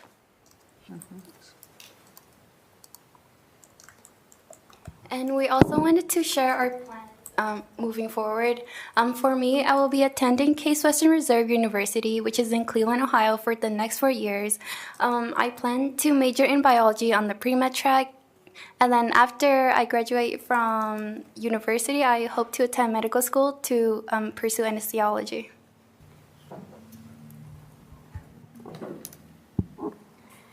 I will be attending Iowa State University to study dietetics, and I'm hoping later to pursue a master's degree to become a registered dietitian nutritionist. And I actually got to pick my room tomorrow, so that will be exciting. And I'm also planning on joining a baking club, even though I'm not that good at baking. There are Women in STEM and Engineering Club, Run Club, and a couple of other things. I will be attending Allen College next year in Waterloo, Iowa to achieve my accelerated BSN. And I plan to work in the CVICU for 2 years and then go back to school to become a nurse anesthetist.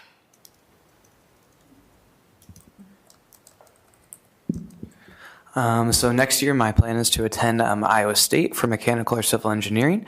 I plan to do a couple different clubs, like the swim club, salt company, and the Navy Engineers Without Borders. Those are some of the ones that stuck out to me. They allow me to stay healthy, stay connected on campus, and to just use some of the engineering things I learned in class and apply that to real life. After college, right now my plans are to return to Marshalltown, and then I'm also Xander and Owen's dorm mate. So I thought that was fun. Nice company. Cool. Nice. Last one. Exciting. Wow. Thank you, guys. Thank you. you. Thank you. These guys we will clap for.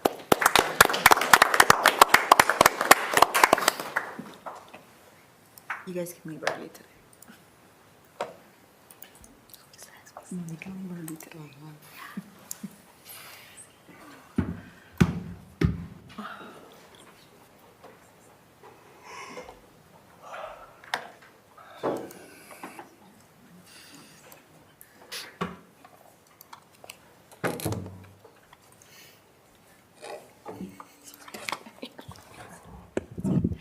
Okay, good evening. Tonight I have a great team to present our K through 6 science adoption, and I know Erica Finders has been our fearless leader with this work. It's been incredible to get to dive into the resources, and I know that we've got some great minds here to share the process and then why they've selected Amplify Science. So go ahead. Okay, so just quickly, we'll introduce ourselves. I'm Erica Finders, the preschool through 6th grade CPDL. I'm Sophia Lentz. I know it says Fisher, but I'm Anson, 4th grade. Yeah, I copied and pasted that and didn't delete that. Sorry. I'm Melissa Seltman, and I teach 3rd grade at Fisher. I'm Tanya Gaffney. I'm one of the instructional coaches at Lenahan. So Erica leads us through this process each time.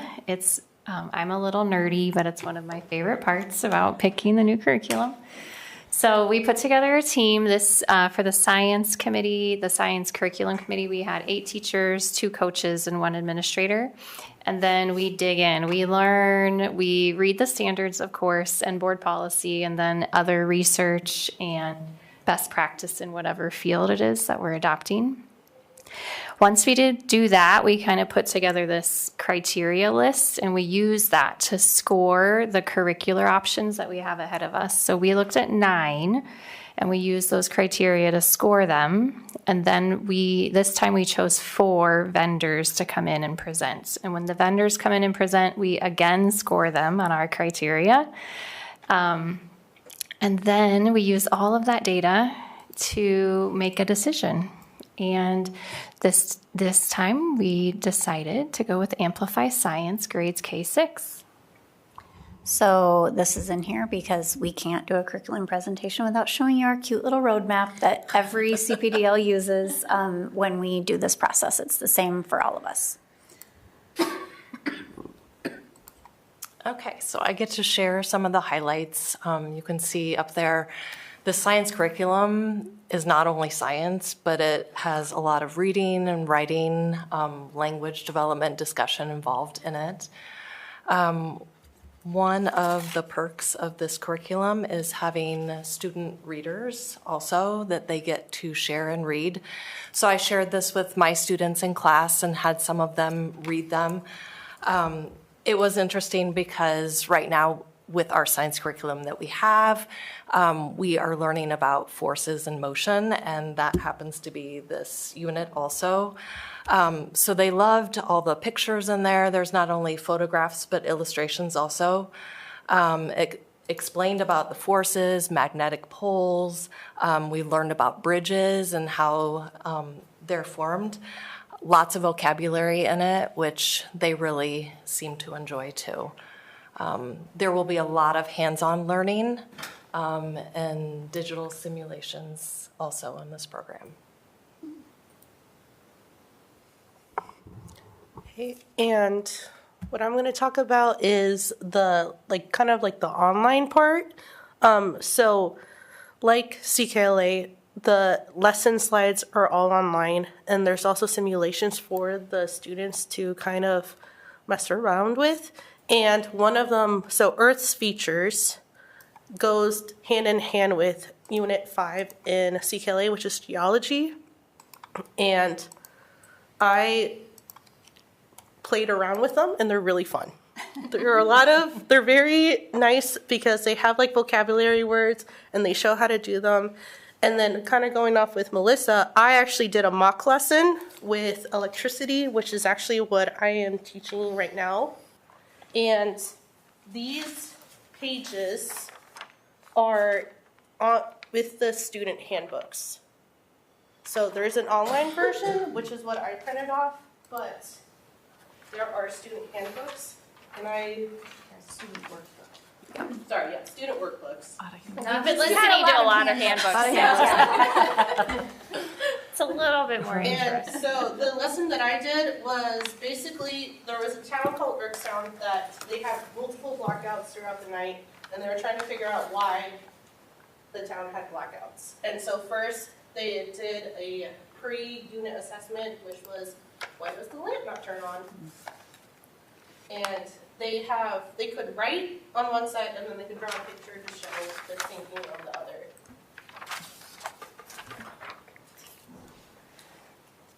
And what's really nice is that they so from kindergarten to 5th grade. Oh, sorry.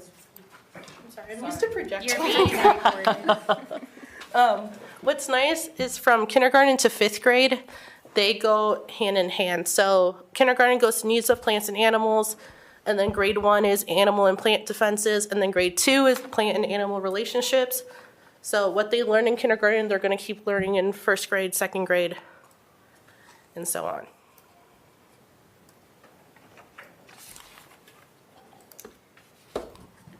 Okay, this is just to show you kind of what materials would be included with this purchase. So there's physical teacher guides. Also to clarify, K-5 is kind of one type of curriculum, and then 6 through 8 is another. So they all align, but the 6th grade materials are just slightly different. And in both cases are very similar to our literacy curriculum. So the online interface for K-5 is almost the exact same as what teachers are used to using for literacy, and the same at 6th grade with Amplify ELA. the interface for this is very similar. So they have physical teacher guides, but also all of it's available online. In all grades, we have student investigation notebooks, which is what you're seeing a page from that Sophia shared with you. In K-5, we have the student books that Melissa shared, and in sixth grade, we have science articles that are online for students to access. We have both grades have hands. You can stay on that one. Sorry. Both grades have hands-on materials kits that are by unit that are all packaged and ready to go. And then the sixth grade has a digital student experience, and in all K through 6, there are those simulations and modeling tools that have been talked about already. Okay, now we're ready. Okay, so the total cost across 5 years is up there on the screen. And with these materials, we would be serving over 2,500 students, which comes to a cost of about $40 per student per year for science. Any questions for us?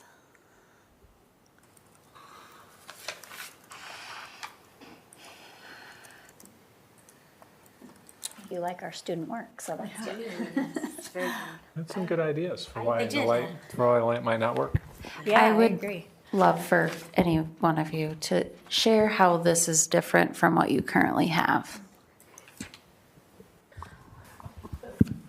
So with mystery science, there's videos, and one of the things, so I got feedback from my students, like, oh, did you like this?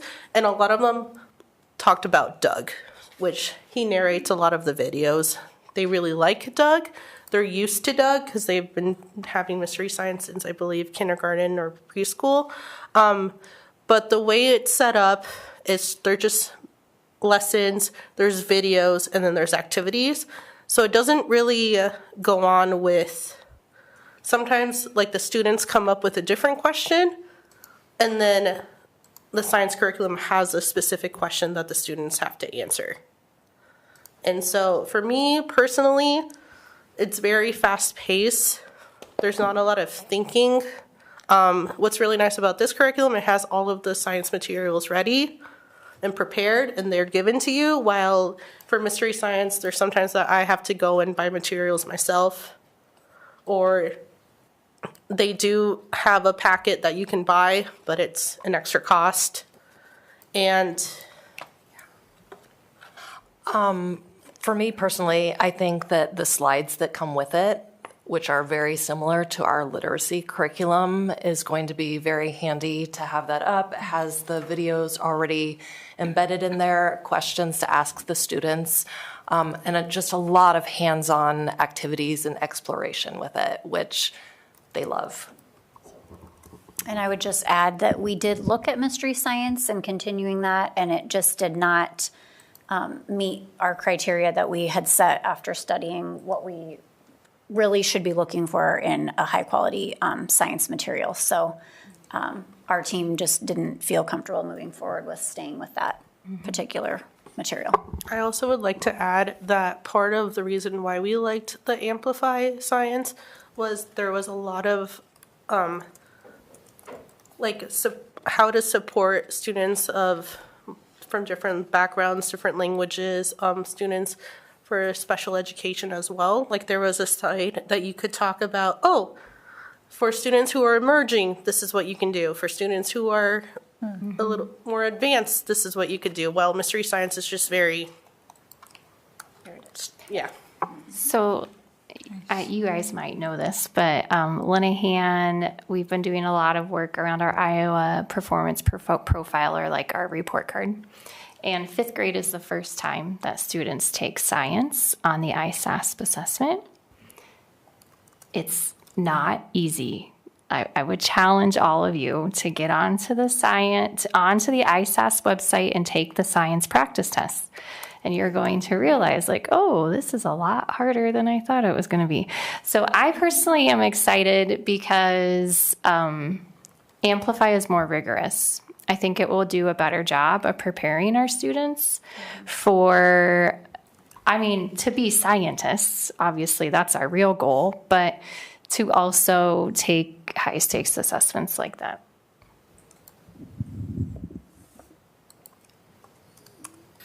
Questions from anybody? Okay. This comes back next meeting for approval. Thank you for coming in, guys. Thank you. No, you're good.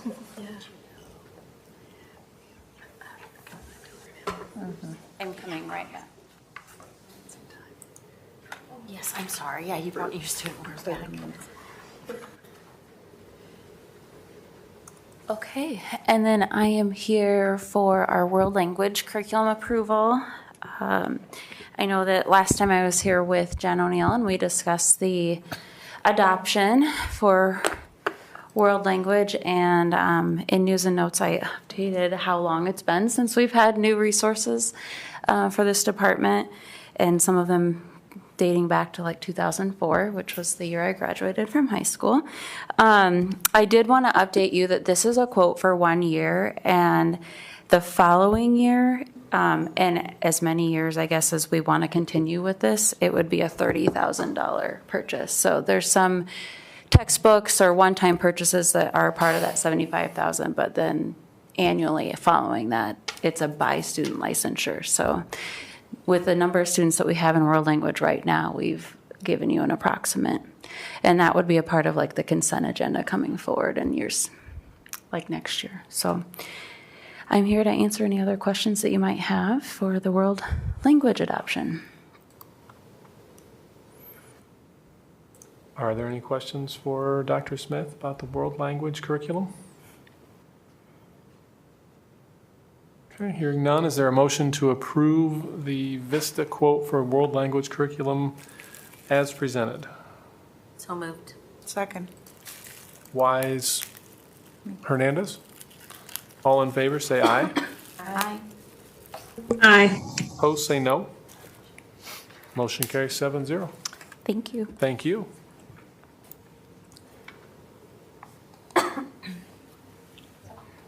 Then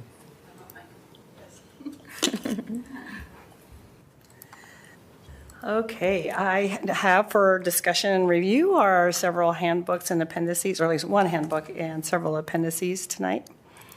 First of all, in the employee handbook, on page, it would be 27. The language is changing just for clarity. There was a lot of confusion about what a brother-in-law, sister-in-law was. So we wanted to make sure that people understood it. It's the relative of the employee's brother or sister, the spouse of the employee's brother or sister. Any other in-laws are up in the paragraph right above. There are a lot of questions that arise about that. That is the only correction in the employee handbook,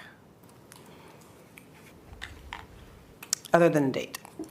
In Appendix A, food service, the only change there was simply the title of that it was reviewed, and the title of the handbook was changed to match the school year. But otherwise, all resources there are correct. Same thing can be said about Appendix B. Appendix B went over to there you go. The date is changed. This appendix applies to all of the buildings and grounds. Appendix C, again, this is related to paraeducators. Any changes that were made were done in their contract. No changes were made in the appendix except to change the year. In Appendix D, this is transportation. Transportation is not covered by a union, so we changed the title to match the year. And then on page 10, we have the changes to their salary schedule.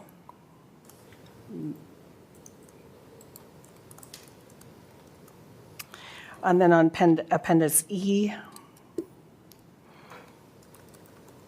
which is basically our certified staff, the only change we made was to the employee handbook. There were no changes made to this appendix except for the date and the title. Appendix F, is our school resource specialist went back to other salaried, so they were taken out of this one, and the title was changed. That is the only change that was made. Oh, I'm sorry, Amy, can you go back to that? There was a change made to adoption on page 5. Adoption is mentioned in the employee's handbook. So we took that out of there because of the redundancy. And as you recall from meeting confer, we added New Year's Eve as an early release day for pay. So they have 1 hour early release on New Year's Eve. So that language is added.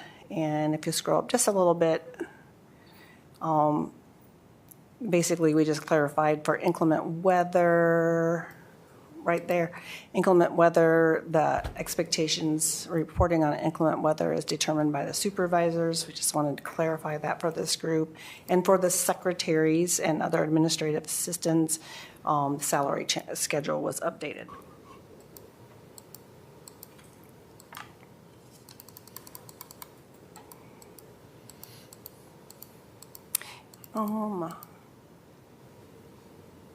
Let's see, are we on Appendix G, Amy? Other salaried staff? Juvenile court liaisons are not salaried, they are hourly. So that was removed from this group of employees. And the year was changed, and I believe that's all.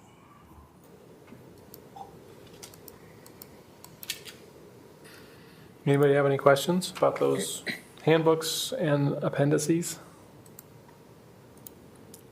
Thank you. Thank you. Thank you, Jackie. Thank you.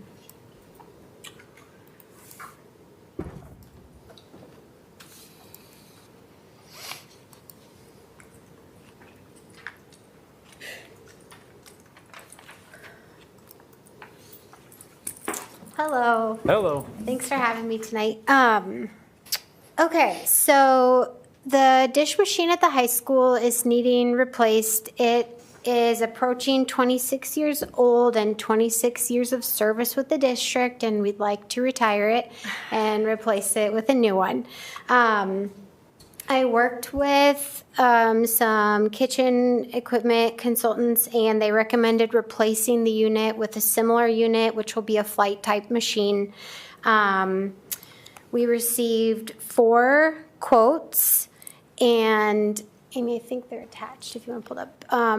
Rapids did come in as the lowest cost, and they are out of Marion, Iowa, and we've worked with them before on other projects. We feel they'll do a great job for us. Their quote did come in at $163,775.78. There are SAVE statewide sales tax dollars available to fund the purchase. Do you have any questions? How old did you say the unit was? Our records indicate it was installed in 1999, so it's 26 years old. Randy, it seems like we have cycles for computers, cycles for curriculum. What about like rooftops and other items? Do we have like a master spreadsheet facility-wise that shows kind of like the end time of roofs and other items we have? Currently, we do not. We're hopeful that with the new Buildings and Grounds Director, that will be one of the priorities that we work with that individual on. I have some high-level items, but no, we don't currently have a hard set-in-stone cycle replacement in place so that we can be more proactive instead of reactive to these types of situations. Mm-hmm. Okay. We had that in place through 2020, but like with the tornado and then the derecho, we wound up making significant improvements beyond what we would normally do due to the damage. And so to Randy's point, I don't believe it's ever been updated or recalibrated as far as roof replacements go as of that time. I don't know. I mean, it would be up, obviously we have a technology replacement cycle, so we're in really good shape there. As far as kitchen equipment or some of these other specialty areas, I don't know that we've ever had such a thing, but.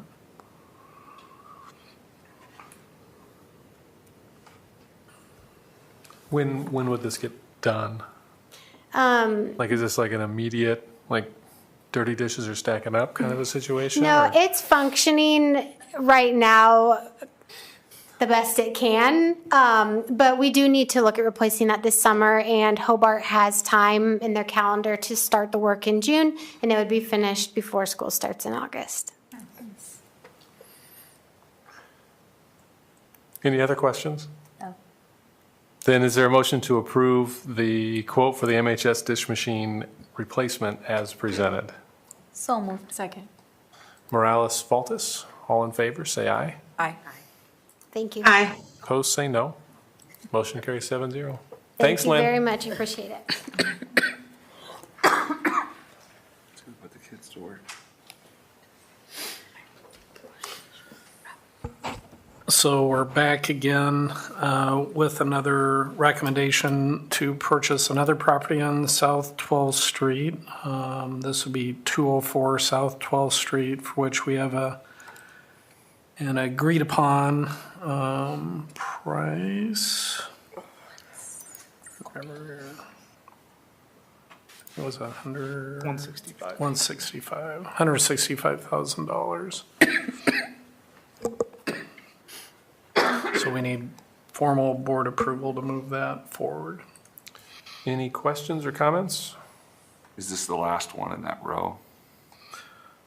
No. Well, it's not the last one on the street. There's, from our original list of houses on South 12th Street, there's one more house on the south side of Lynn. There's an additional house that we're working on, a third house to the north of Lynn, which would actually get us directly behind the Circle Drive at Miller. That wasn't on the original list, but after further review of it, we feel like it would be beneficial to have that house as well. So we're currently working on that one.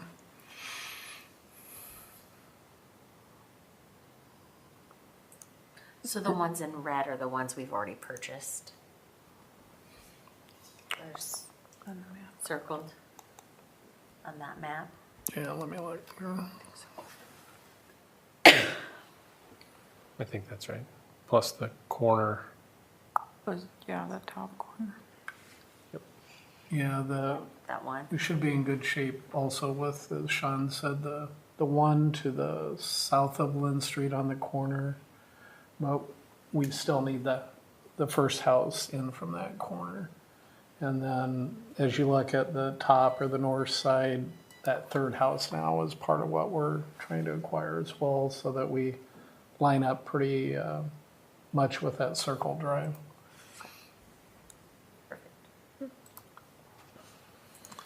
Any other questions? Then is there a motion to approve the purchase of 204 South 12th Street as presented? So moved. Second. Wise, Hernandez? Karina's getting a lot of them tonight. All in favor, say aye. Aye. Aye. Opposed, say no. Motion carries 7-0. Randy, your budget amendment. Yeah, so no changes to what was presented at the last meeting. We're looking at doing an amendment, so as part, let me back up.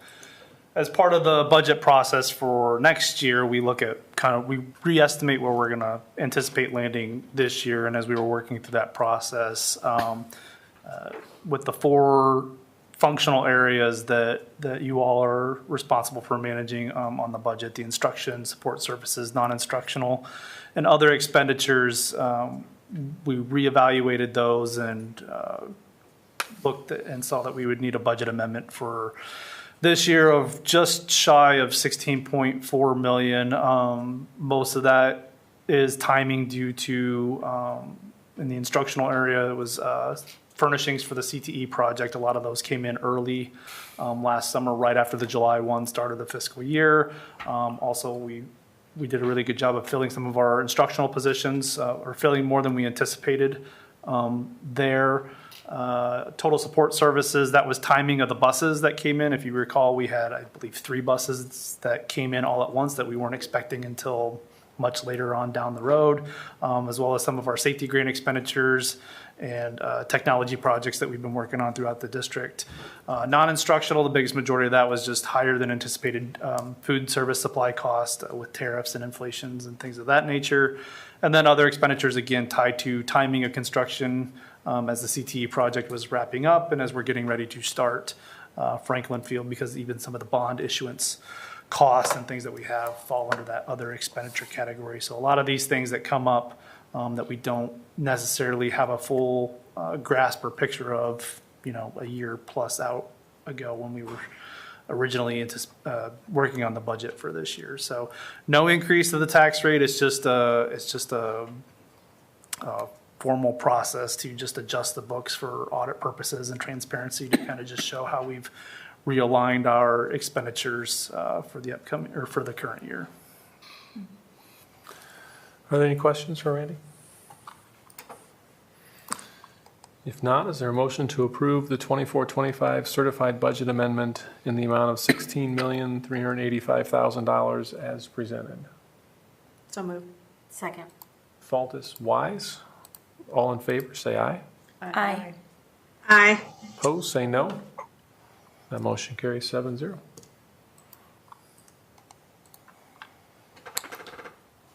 Support personnel. So last spring during late in the legislative session, the legislature approved a 14 million salary supplement appropriation to school districts for education support personnel. So I believe it was in early June, we had to submit a survey to the Department of Ed outlining all of our hourly staff and their average hourly rates to help with their calculations.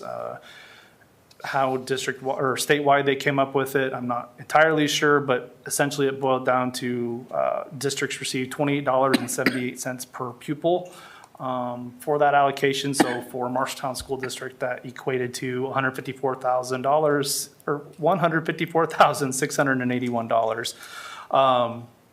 That the legislation was specific in that the funds had to be supplemental in nature. Originally, it was thought that districts could use that to offset the salary increases that were given to staff, but recent guidance has shown that that has to be supplemental in nature. So the challenge with that is that negotiations and salary schedules for the current year were already wrapped up, and the funds have to be spent within the current year.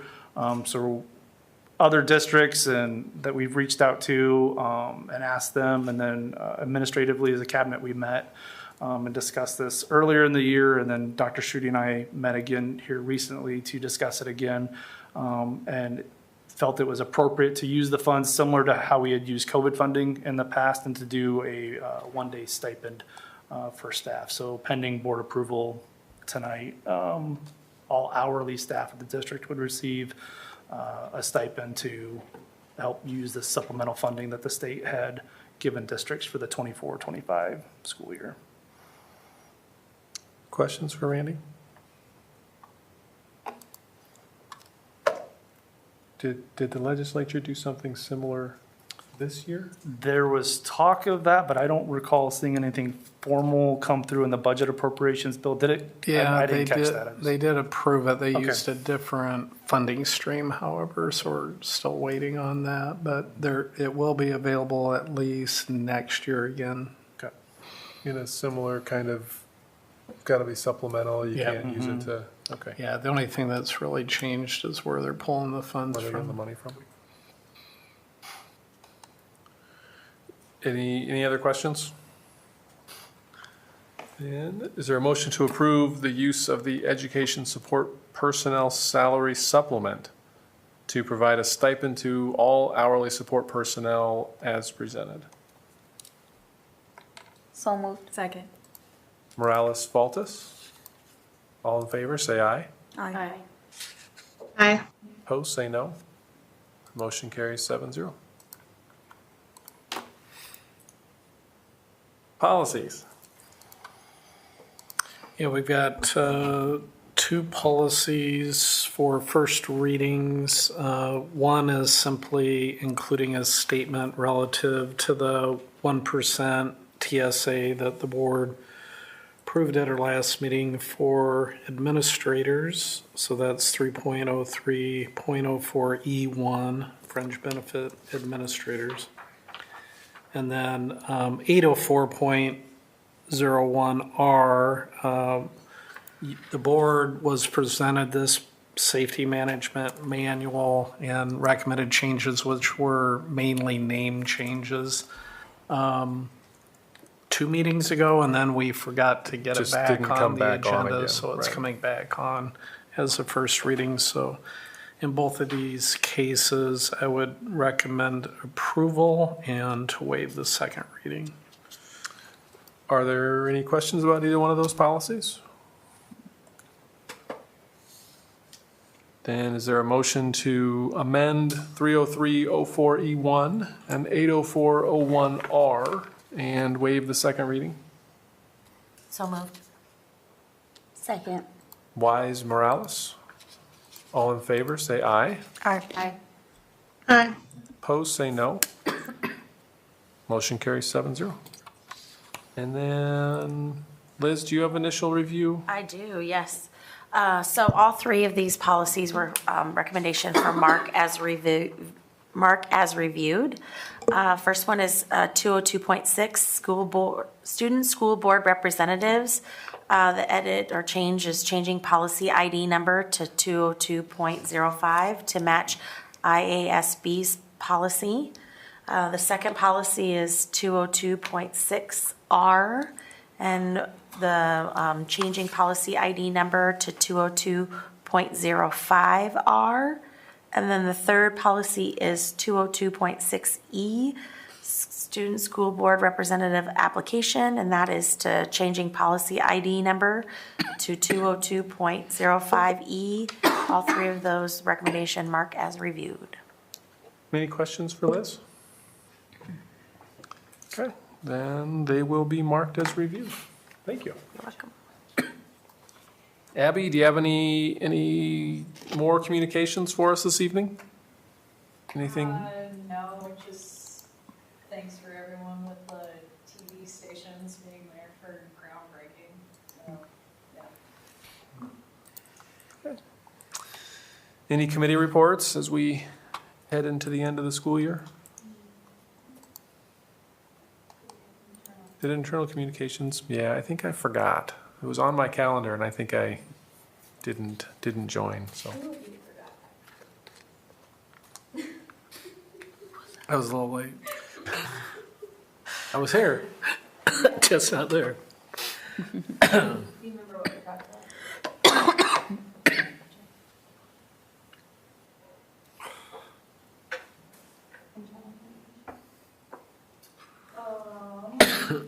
Did talk about, it was a set,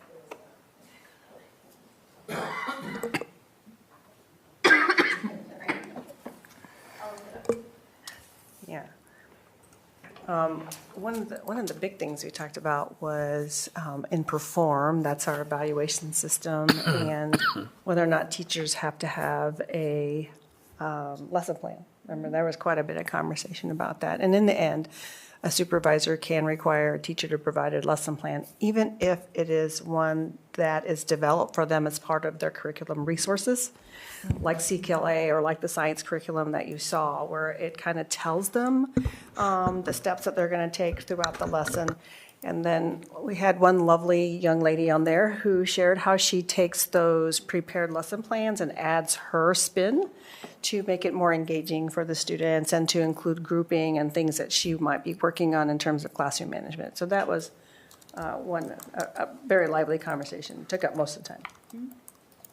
I know that the one issue that I addressed had to do with a teacher whose JA volunteer wasn't able to come in the last minute, and then there was some confusion as to, is the teacher supposed to teach a lesson in that case? And clearly, we've communicated that it's volunteer-driven and taught, so, if something like that happens, then we have to reschedule for the volunteer to come back in. All of you, or most all of you, have done this, so you know how it works. And so we just clarified that with the teachers union.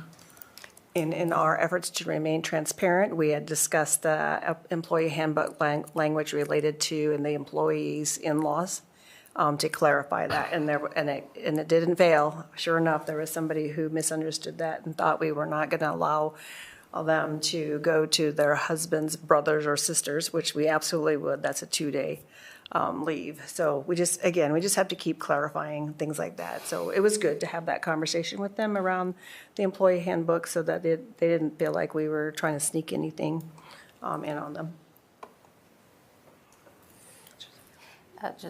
We nailed down the date and the time for the new teacher luncheon with MEA as well.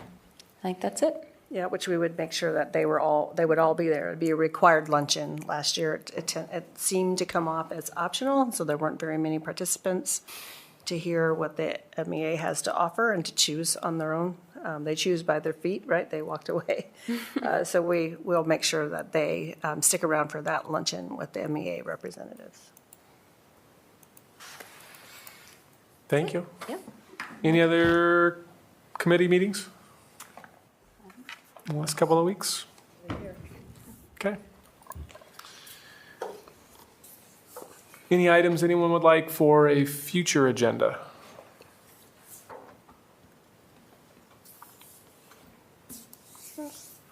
Then, what have we done this evening to improve education for the students in Marshalltown?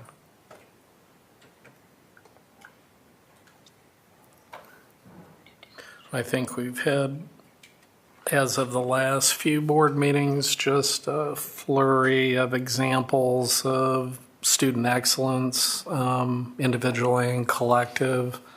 I can't remember a period of time for which we've had so many kids achieving at such a high level in a huge variety of things, from athletics to curricular to fine arts and that sort of thing. So it's been wonderful to see and to hear from those kids and their teachers or sponsors. It's nice to see IJAG always come back with projects that they're doing around the community, and that includes like careers and talking about community service. So they're an asset to our community and to our district. Yeah, and I'll make a point of connecting John with Bonnie Lowry, because Bonnie has led a lot of that kind of work with Rotary that's tied into the food pantries and stuff, and so she may have some ideas on locations or entities that might be interested in buying those signs. And We approved the world language curriculum adoption. Yep. A big list of graduates. Yes, that's a big one. a big dishwasher. Big dishwasher. Big dishwasher. And an increased graduation list that also received their associates from prior years. Mm-hmm. Yeah. Okay. Well, that's the end of the open portion of the meeting for this evening. So many of you are free to leave, but not all of you. Not us.